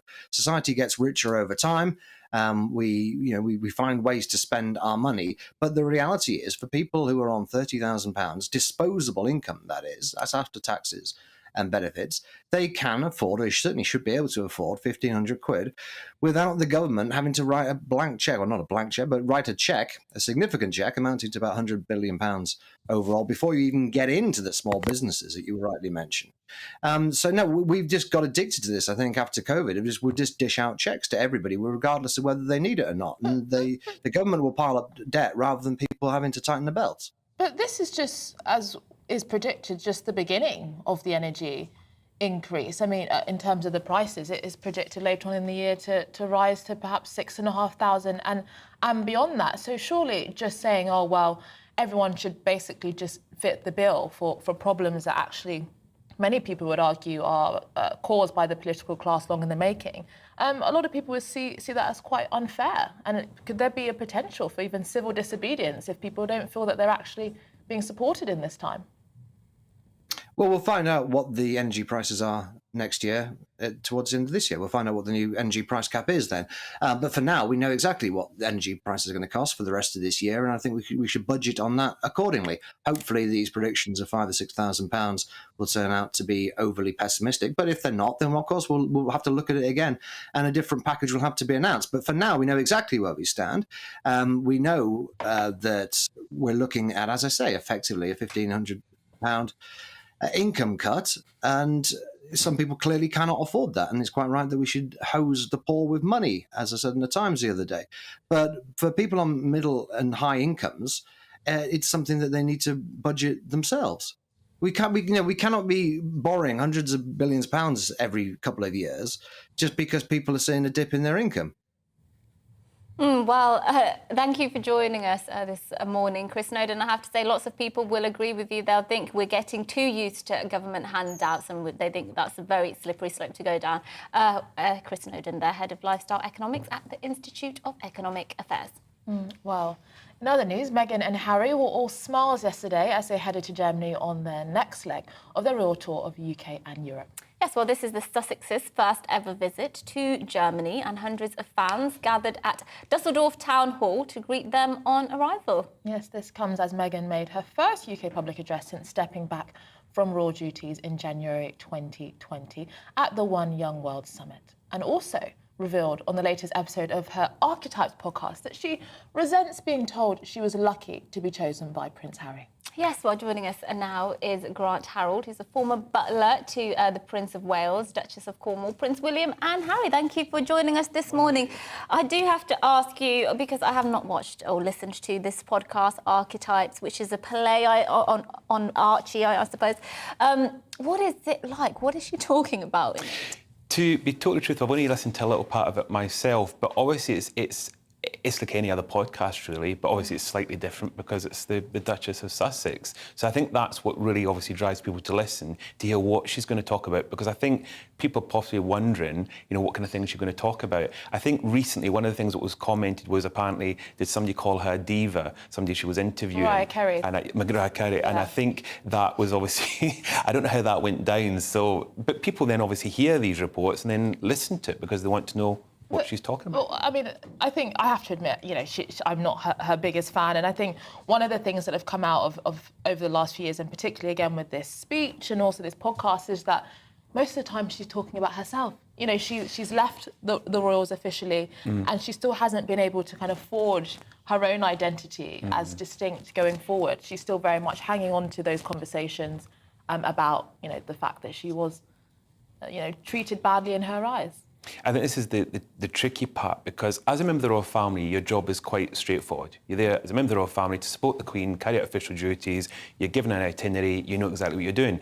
They've left, which is unusual. It hasn't happened in 70-odd years where members of the royal family have stood, well, that was obviously a king's abdicating, but to stand down, they've now got to forge their own career, and they're becoming what I call celebrity royals, because you see with this visit, it's almost like a state visit. I mean, the way people are meeting them, they're closing roads, there's police protection, it is like a royal visit, but they're not royals anymore. What is the purpose then? To what end are they doing all of these visits? I mean, obviously it's for their own publicity, yes, but is there some other more nobler goal to what they're doing? I'm not sure. I believe they're trying to create their own kind of persona. They want to kind of be known as they're not even saying former royals, so I suppose they're kind of being unofficial royals, but anything they say and do is not on behalf of the Queen. It's obviously, it's on their side, it's their terms.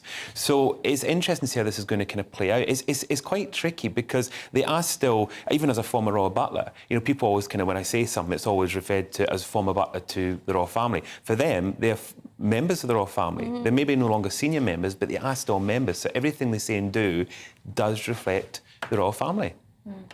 Well, thank you so much for joining us on the programme, bringing those insights into Harry and Meghan's UK and Europe tour. Grant Harold, former butler to the Prince of Wales. Thank you. And William and also Harry. Yes, well, the time is here. That is it from us at To The Point. But don't go away, because up next is GB News Day with Mark Longhurst and Gloria De Piero. And it's a big one, actually, because it's going to be Liz Truss's very first Prime Minister's question. She's going to be facing off against, what's his name again? Keir Starmer. Keir Starmer. So don't miss that. See you tomorrow. Hello there. Welcome to your latest broadcast. I'm Greg Dewhurst. Through Wednesday, it's another day of sunny spells and heavy showers across the UK. Some hail, some thunder, gusty winds at times too. The reason for this is low pressure is still in charge of the weather across the UK, swirling these showers around, some of them really hefty at times. But that low pressure not going anywhere quickly over the next few days. Through the rest of Wednesday, we have sunshine and showers across much of the UK. Some of these showers will be heavy at times, the risk of hail, thunder, gusty winds, reduced visibility if travelling on the roads as well. But in between, there will be some sunny spells. It will feel quite warm in the sunshine, quite humid as well, particularly in the east. Highs generally the low 20s, 24 a high in the southeast. Further showers pushing through the rest of Wednesday evening, perhaps bunching together to give some longer spells of rain across parts of Wales, southwest England, and then later on across southeast England into East Anglia too. Some rumbles of thunder continuing overnight. In between, some clear skies, but warm and humid again for everyone, 14 or 15, generally as a low. So a showery start to Thursday morning. More of the same to come. Sunshine and showers through the day. Perhaps some thicker cloud across eastern England at times, giving some showery rain here, and also some hefty downpours across parts of Scotland. In between, there will be some sunny spells, but again, the risk of hail, thunder, gusty winds associated with these showers. Temperatures on the whole generally getting into the low 20s, 23, 24 as a high in the best of the sunshine. Through the evening time, some heavier rain, persistent rain pushing into northeast England, southern Scotland, some gusty winds associated with this too. Elsewhere, generally seeing some showers, but perhaps some clearer skies developing later on across the Midlands, across into Northern Ireland. To end the week and into the weekend, more of the same. Sunshine and showers, though perhaps coming a little bit drier with more in the way of sunshine around.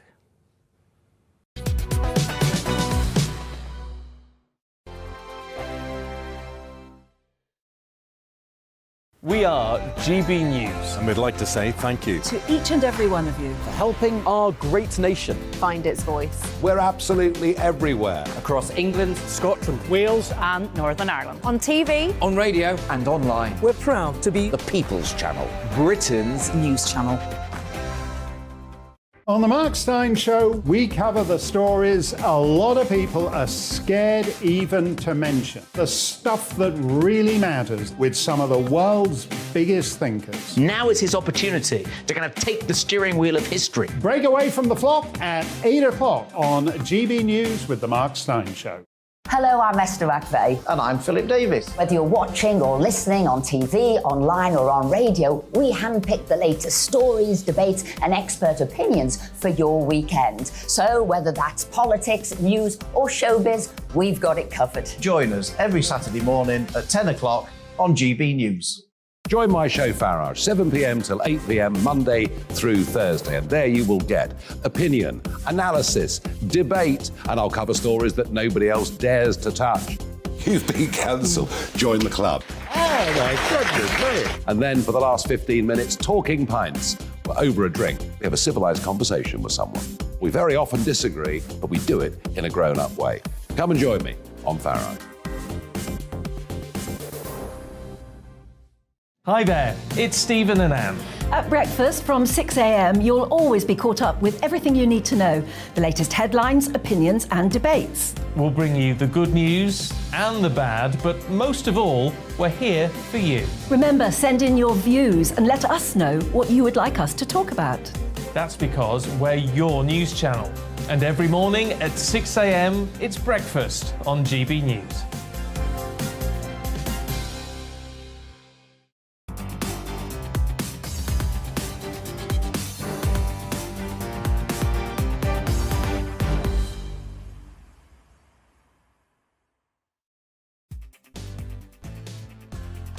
With me, Gloria De Piero. And me, Mark Longhurst, where we have a new Prime Minister, a new Cabinet, and Parliament is back today. Directly by the UK government on the people that need it. Action is already underway. Liz Truss to face Keir Starmer, of course, in her first PMQs.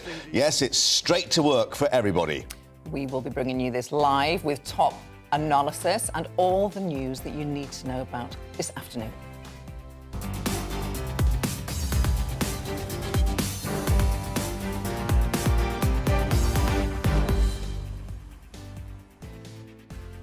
So, Liz Truss has chaired her first cabinet meeting of the new government this morning. Following her speech outside Downing Street yesterday, several key appointments were revealed, including Suella Braverman as Home Secretary, Kwasi Kwarteng as the Chancellor, who's already had a meeting with bankers and business leaders this morning. He tweeted a picture of that. and James Cleverley as Foreign Secretary. You'll notice the diversity. Yep. No white men there. 23% of the people able to attend the Cabinet this morning, non-white, we're being told. However, have you seen the figures on private school education compared to grammars? The vast majority, one of the highest levels. Well, the Prime Minister's gone to a comprehensive. That's the important thing. Keep telling us, of course. I think it's 23 went to private school compared to 5 to a comprehensive. So, depends how you measure diversity. Well, in the next few minutes, Liz Truss to lead her new government in the Commons as she takes questions at her first Prime Minister's questions. And, of course, one of the key elements will be the energy price cap and what we're likely to hear tomorrow. We're being told the official announcement and the details will be tomorrow, but clearly the Labour benches and indeed many on her own backbenchers will want to know what's likely to be announced and how quickly it will be implemented. And as we await Liz Truss's first Prime Minister's question time, we're going to cross to Westminster, where Labour MP Rosie Duffield and Conservative MP Andrew Morrison are joining us. Here they both are. Welcome to the programme. A big day ahead. Andrew Morrison, if I may start with you, you're a Conservative MP. You backed Rishi Sunak.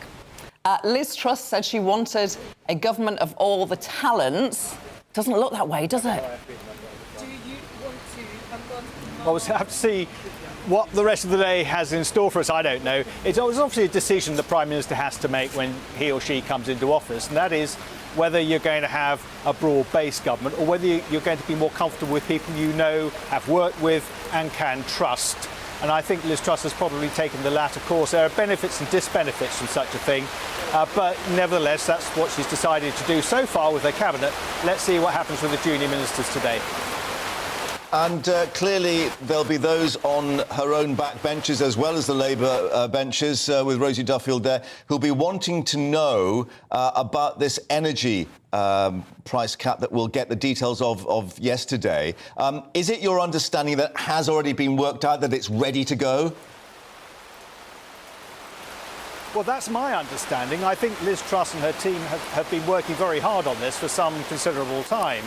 So I think there's something, as it were, that's oven ready. I don't know what that is. And I hope very much, because this is of paramount importance to my constituents, that we get some idea of what it is going to be like in the next few days, I think on Thursday, tomorrow, and more particularly what the so-called fiscal event is going to look like when we see that later this month. Rosie, welcome back to the programme. Rosie Duffield from Labour. If we are to believe all the reports, and there's extensive reports on what that energy freeze package will be, it looks like it will be bigger and last longer than Labour's offer. That's a worry for you. Well, we'll just have to see what it looks like. Like Andrew said, we don't know yet. There's so much speculation, and there's a lot of Labour MPs asking questions today. I should think it will come up time and time again. The Prime Minister isn't going to want to reveal anything until she's ready, so I guess we're all just waiting. Rosie, I think we've just got a problem with your microphone. We'll try and get that addressed, but let's head back to Andrew, because one of the aspects of this new cabinet is that many people are commenting on the fact that the Sunak brigade, if you like, has really been sent into limbo. Could that be storing up problems for her in the coming weeks and months if things don't turn in her favour? Well, look, I've said very clearly over the past few hours that I'm fully supportive of Liz Truss. Of course I am, because I don't fancy the alternative. Rosie and I will disagree on that, but that's my view.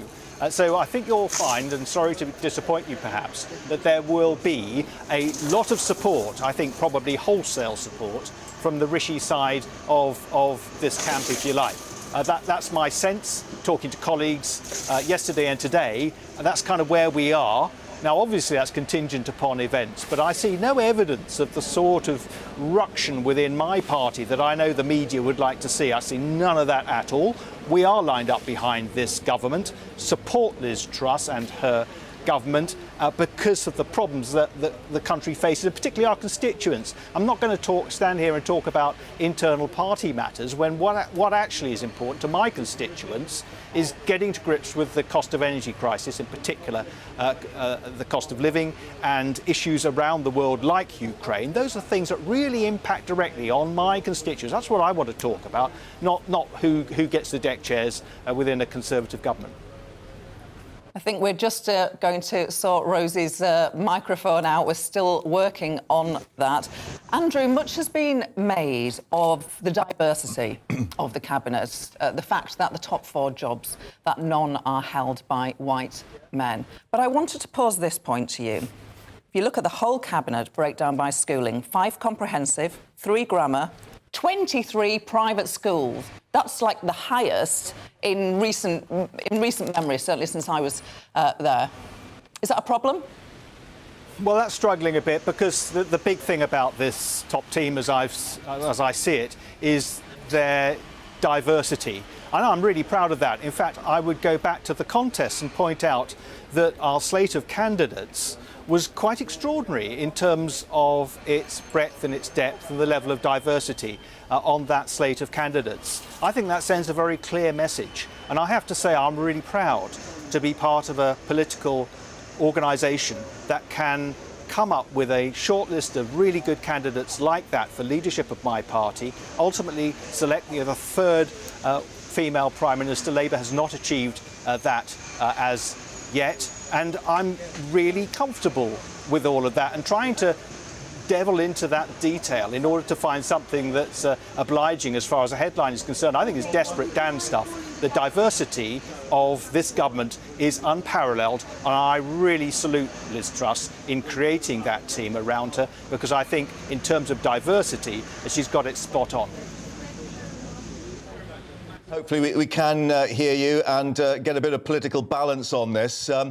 With Keir Starmer now up against Liz Truss for the first time, what is his approach going to be? Because she's stolen his clothes in a way with this energy price cap, and clearly there's going to be a lot more money coming through perhaps to help people with the cost of living crisis.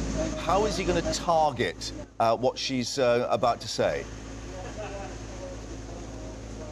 Probably what will go on is what other people have mentioned, the fact that Liz Truss has been flip-flopping throughout her career on various big issues, and we tend to sort of point out U-turns when they happen, and I guess he'll go on that.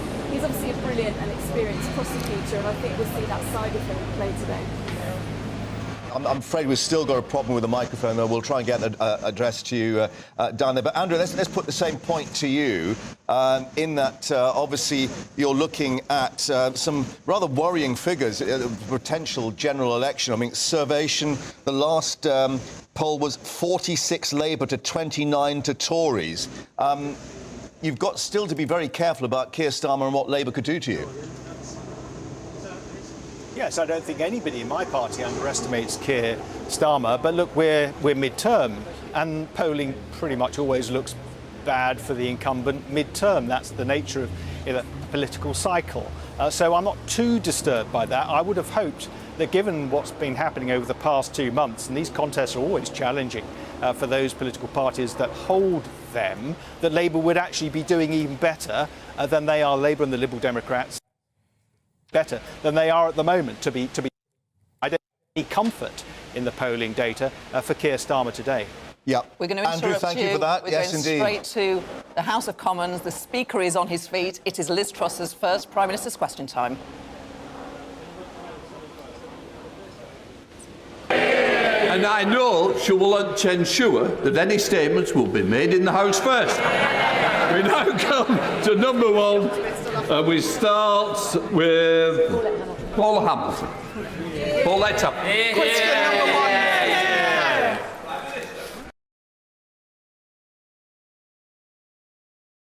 Speaker, I'm honoured to take my place as Prime Minister in this House and to take on responsibility at a vital time for our country. I am determined to deliver for everybody across our United Kingdom. I will work constructively with all members of this House to tackle the challenges we face. Mr. Speaker, this morning I had meetings with ministerial colleagues and others. In addition to my duties in this House, I shall have further such meetings later today.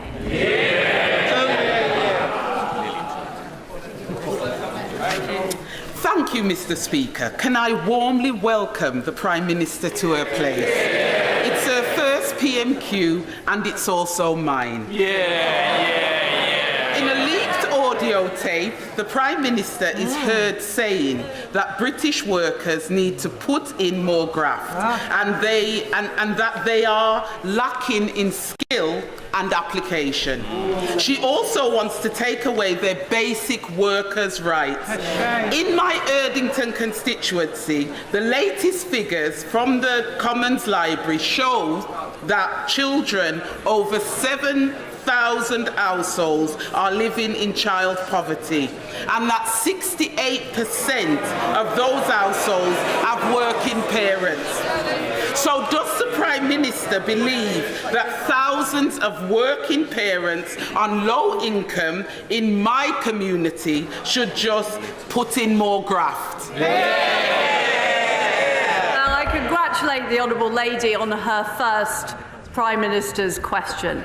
And what I am determined to do as Prime Minister is to make sure we have an economy with high wages and high-skilled jobs. And the way I will achieve that is through reducing taxes on people across our country and boosting economic growth. That is the way that we will make sure we get the investment and the jobs that people deserve. I want to warmly congratulate my right and honourable friend on becoming the third woman Prime Minister. I wish her well with her premiership, and I want to ask her about pubs today. A pub restaurant in my constituency in Barnet got in touch with me to say they were struggling to find an energy supplier, and the quotes they had got hold of showed that they would be paying a 600% increase in their bill to £320,000. They can't survive that. Will she ensure her plan to tackle the energy price crisis helps businesses in the hospitality sector, which our communities value so much? Well, my right honourable friend is absolutely right. The hospitality industry is vital, and I will make sure in our energy plan that will help support businesses and people with the immediate price crisis, as well as making sure there are long-term supplies available, will help businesses as well as helping individual households. We now come to the Leader of the Opposition, Keir Starmer. Thank you, Mr. Speaker. Can I congratulate the Prime Minister on her appointment? When she said in her leadership campaign that she was against windfall taxes, did she mean it? Very good. Well, I thank the right honourable gentleman for his welcome. I hope that we will be able to work together, particularly on areas we agree on. And I know that we have had strong support from the opposition in opposing Vladimir Putin's appalling war in Ukraine. And I want us to continue to stand up to that appalling Russian aggression that has led to the energy crisis we face now.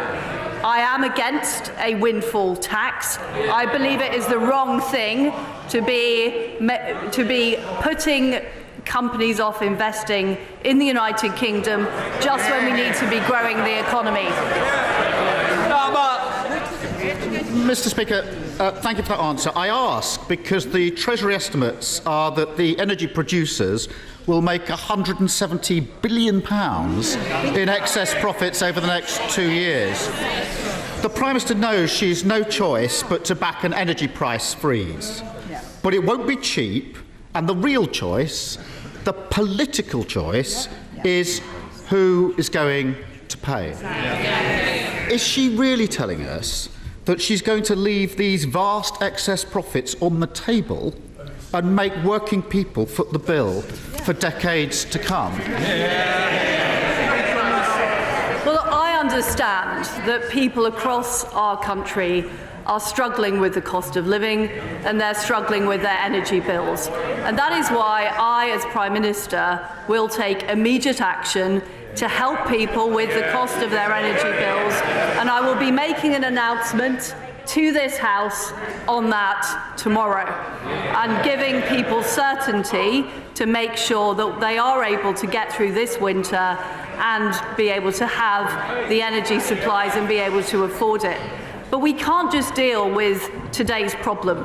We can't just put a sticking plaster on it.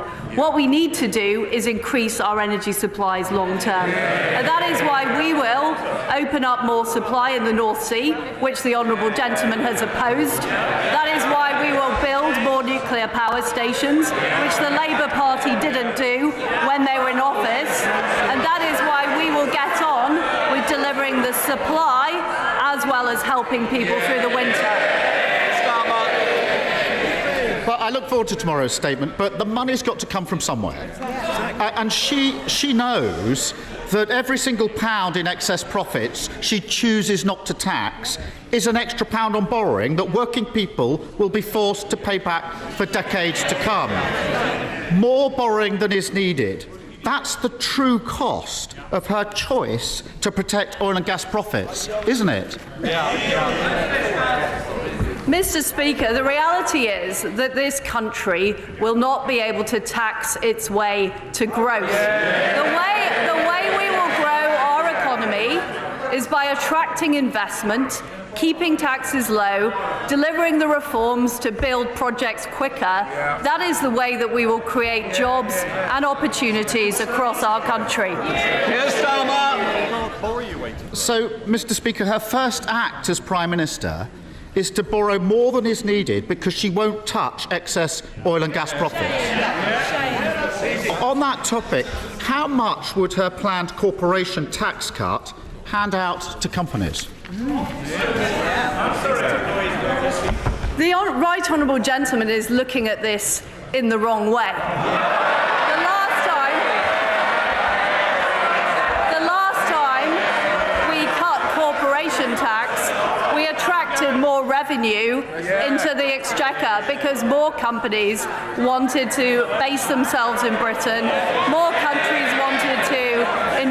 companies wanted to invest in our country. And if taxes are put up and raised to the same level as France, which is what the current proposal is, and which I will change as Prime Minister, that will put off investors, it'll put off those companies investing in our economy, and ultimately that will mean fewer jobs, less growth and less opportunities across our country. Mr. Speaker, it's extraordinary that not only is the Prime Minister refusing to extend the windfall tax, she's also choosing to hand the water companies polluting our beaches a tax cut. She's choosing to hand the banks a tax cut. She's choosing to hand the banks a tax cut. Add it all together, and companies that are already doing well are getting a £17 billion tax cut. While working people pay for the cost of living crisis, stroke victims wait an hour for an ambulance, and criminals walk the streets with impunity. Families and public services need every penny they can get. How on earth does she think that now is the right time to protect Shell's profits and give Amazon a tax break? I'm on the side of people who work hard and do the right thing. That is why we will reverse the national insurance increase, and that is why we will keep corporation tax low. Because ultimately, we want investment right across our country. We want new jobs and new opportunities. And that is what I will deliver as Prime Minister.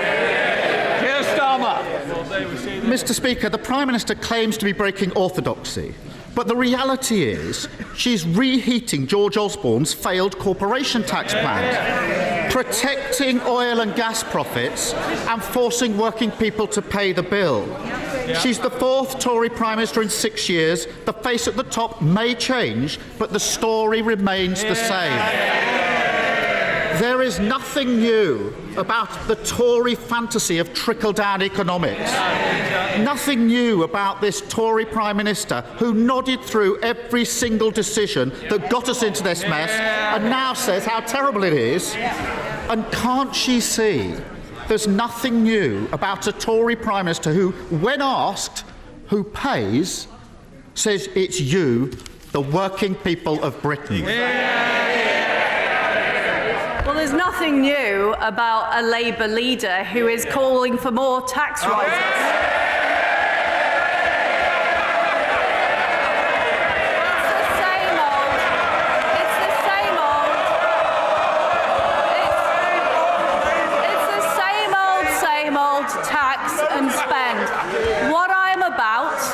Is about reducing taxes, getting our economy growing, getting investment, getting new jobs for people right across the country.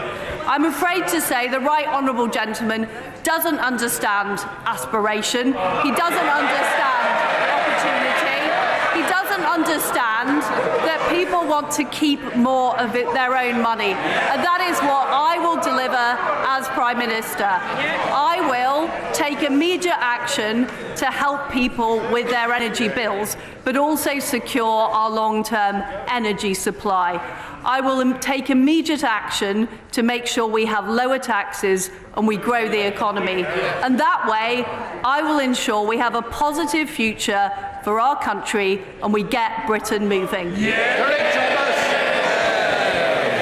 Thank you, Mr. Speaker. And firstly, can I congratulate my right honourable friend, the Prime Minister, for a successful campaign to become our party leader and the Prime Minister of the United Kingdom. Mr. Speaker, it is right and proper that the government focuses its attention on rising energy costs for households across the country. But as we've heard, businesses big and small are exposed to horrific energy price increases, with no restraint provided by the domestic energy price cap and no support from government so far. For the sake of businesses in West Cornwall and on Scilly, the jobs they provide and the economy as a whole, what can my friend, the Right Honourable Prime Minister, do to ease the energy costs facing our businesses?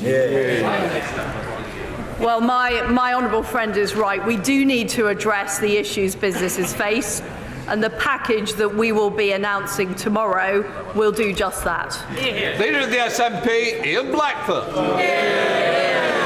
Thank you, Mr. Speaker, and I'm sure the thoughts and prayers of everyone in this House will be with the families that were caught up in the terrible shooting over recess in Kyle and McAlsh and indeed in Liverpool as well, and we trust that the families will be fully supported.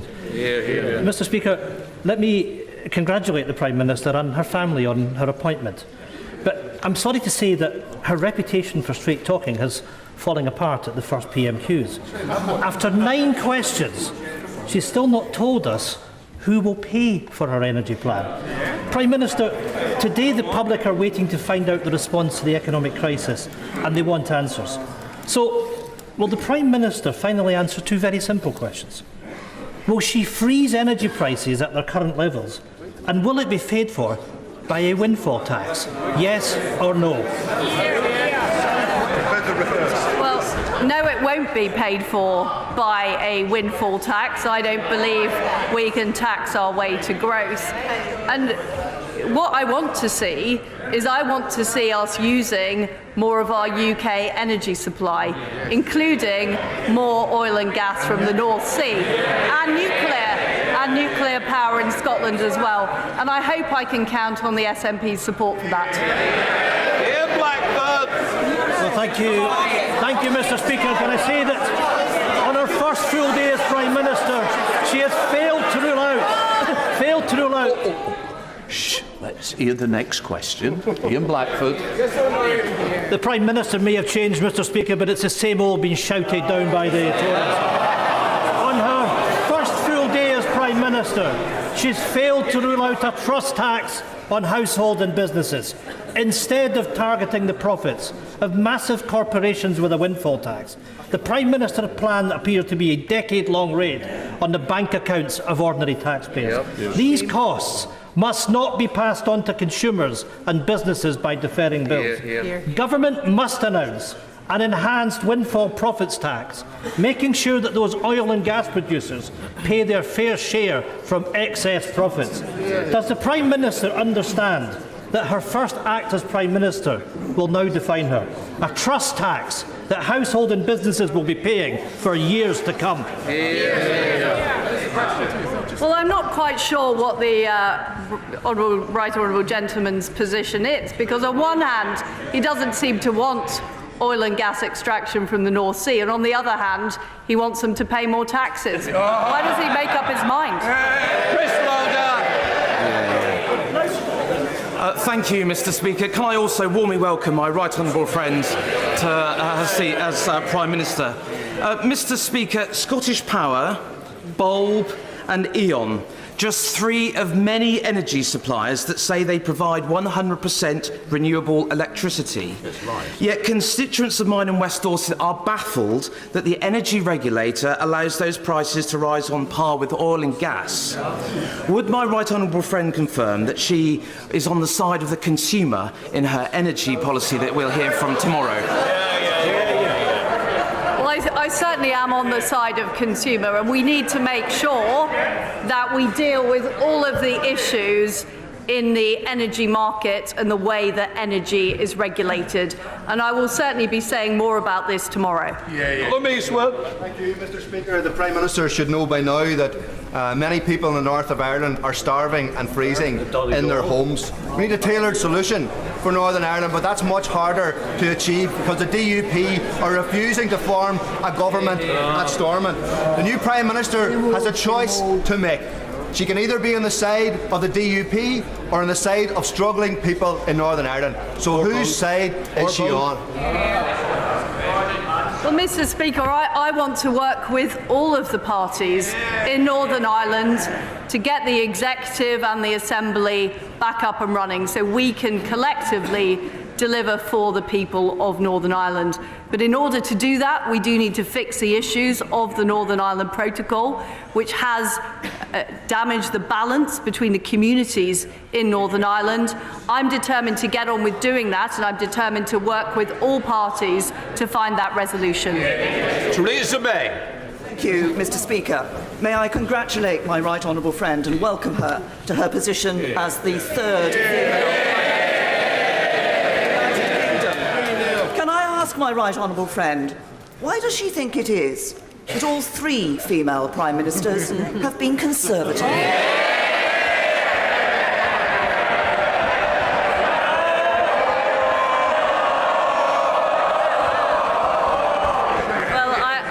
My right honourable friend for her fantastic question. I look forward to calling on her advice from her time in office as I start my work as Prime Minister. It is quite extraordinary, isn't it, that there doesn't seem to be the ability in the Labour Party to find a female leader, or indeed a leader who doesn't come from North London.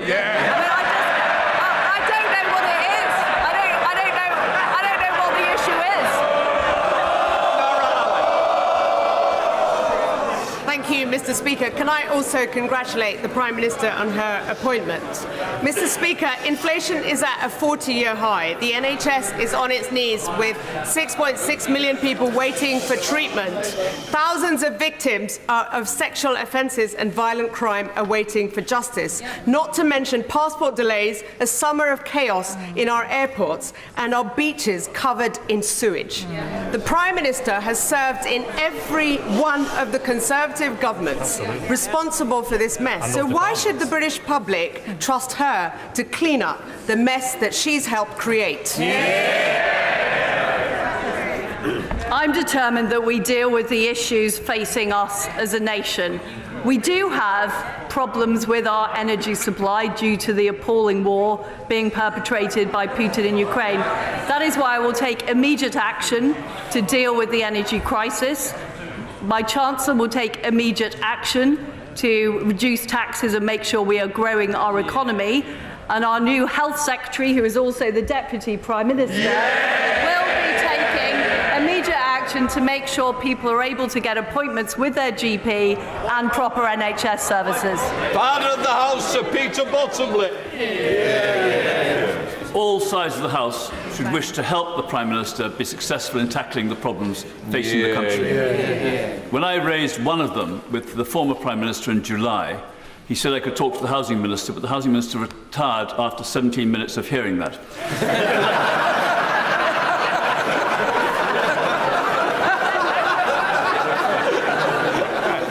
Can I ask the Prime Minister to look to see why the Planning Inspectorate are able to overturn Council's planned protections for green lungs, and will she look at what's happening to the Goring Gap, the A259 in Worthing West and in South Downs constituency, because local councils have no role if they can't protect what matters most to them.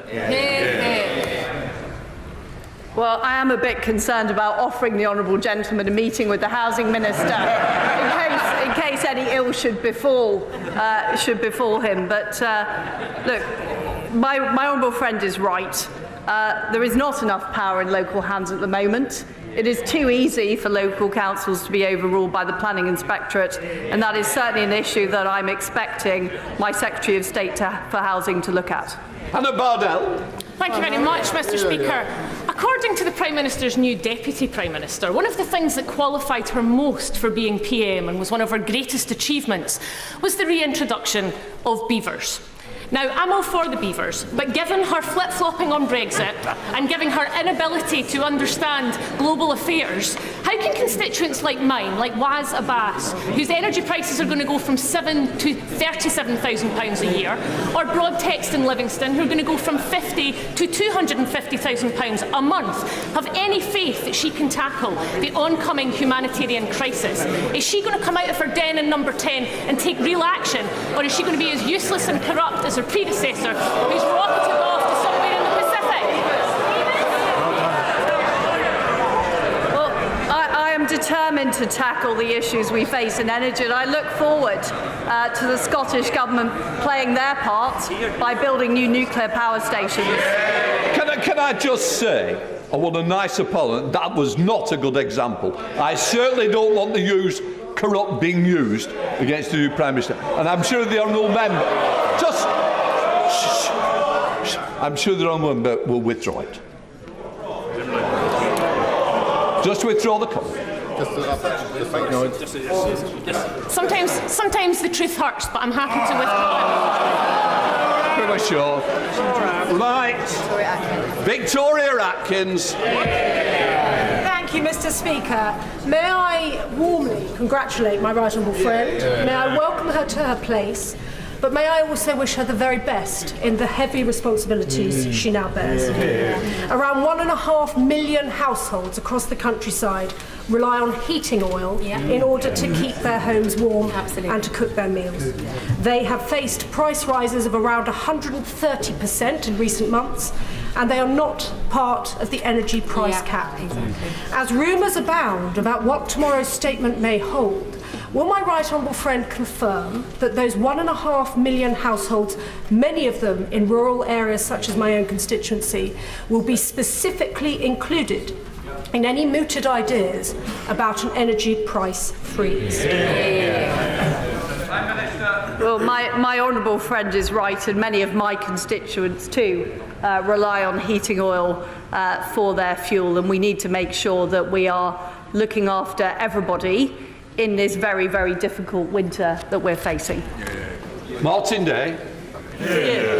Thank you, Mr. Speaker. Members may be familiar with the work of Bowness firm Ballantyne's Castings, an iron foundry in operation since the 1820s, which in recent years has done much work around the parliamentary estate. Without the protection of an energy price cap, this specialist SME is witnessing unaffordable costs, with bills rising from £13,000 to £120,000 per month. Heavy energy users face a disproportionate burden and clearly need more support than other businesses. What will the PM do to protect our strategically important and energy-intensive industries? Well, I very strongly agree with the honourable gentleman that there are strategic industries that we need to make sure who use a lot of energy. We need to do all we can to help them become more energy efficient, but we also need to make sure that they're able to remain competitive in the global marketplace, and that is certainly something the Energy Secretary is looking at in preparing this package. Dr. Kieran Mullen. Congratulate the Prime Minister on her appointment and tell her I know my constituents wanted to succeed at a difficult time. Outside of the immediate challenges of energy and inflation, levelling up remains a priority for them. One way to demonstrate her commitment to levelling up would be to choose a town like Crewe to host Great British Railways. Can she ensure that levelling up is at the heart of that decision? Well, Crewe is, of course, a great railway town. My honourable friend is absolutely right.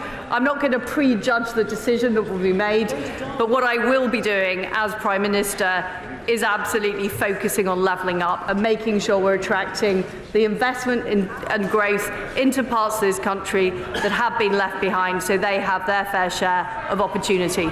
Alex Davis-Jones. Mr. Speaker, the new Prime Minister is now finally in post.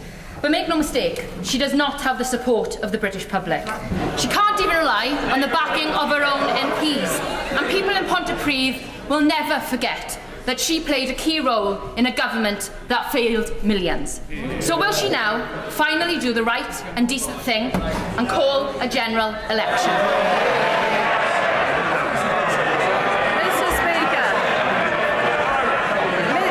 Mr. Speaker, as a country, we are facing a very serious crisis in energy caused by Putin's war in Ukraine. We are facing... Hold on. One of the members for Stoke is getting very carried away. And I know as a former teacher he wants to show better behaviour than he's showing at the moment. Come on, Prime Minister. Mr. Speaker, we are facing very serious issues as a country. Partly as a result of the aftermath of COVID, partly as a result of Putin's war in Ukraine. What the British people want is they want a government that's going to sort it out. And that is what I'm determined to do as Prime Minister, sort out the energy crisis, get our economy going, make sure people can get doctor's appointments. That's what I'm focused on. Nick Fletcher.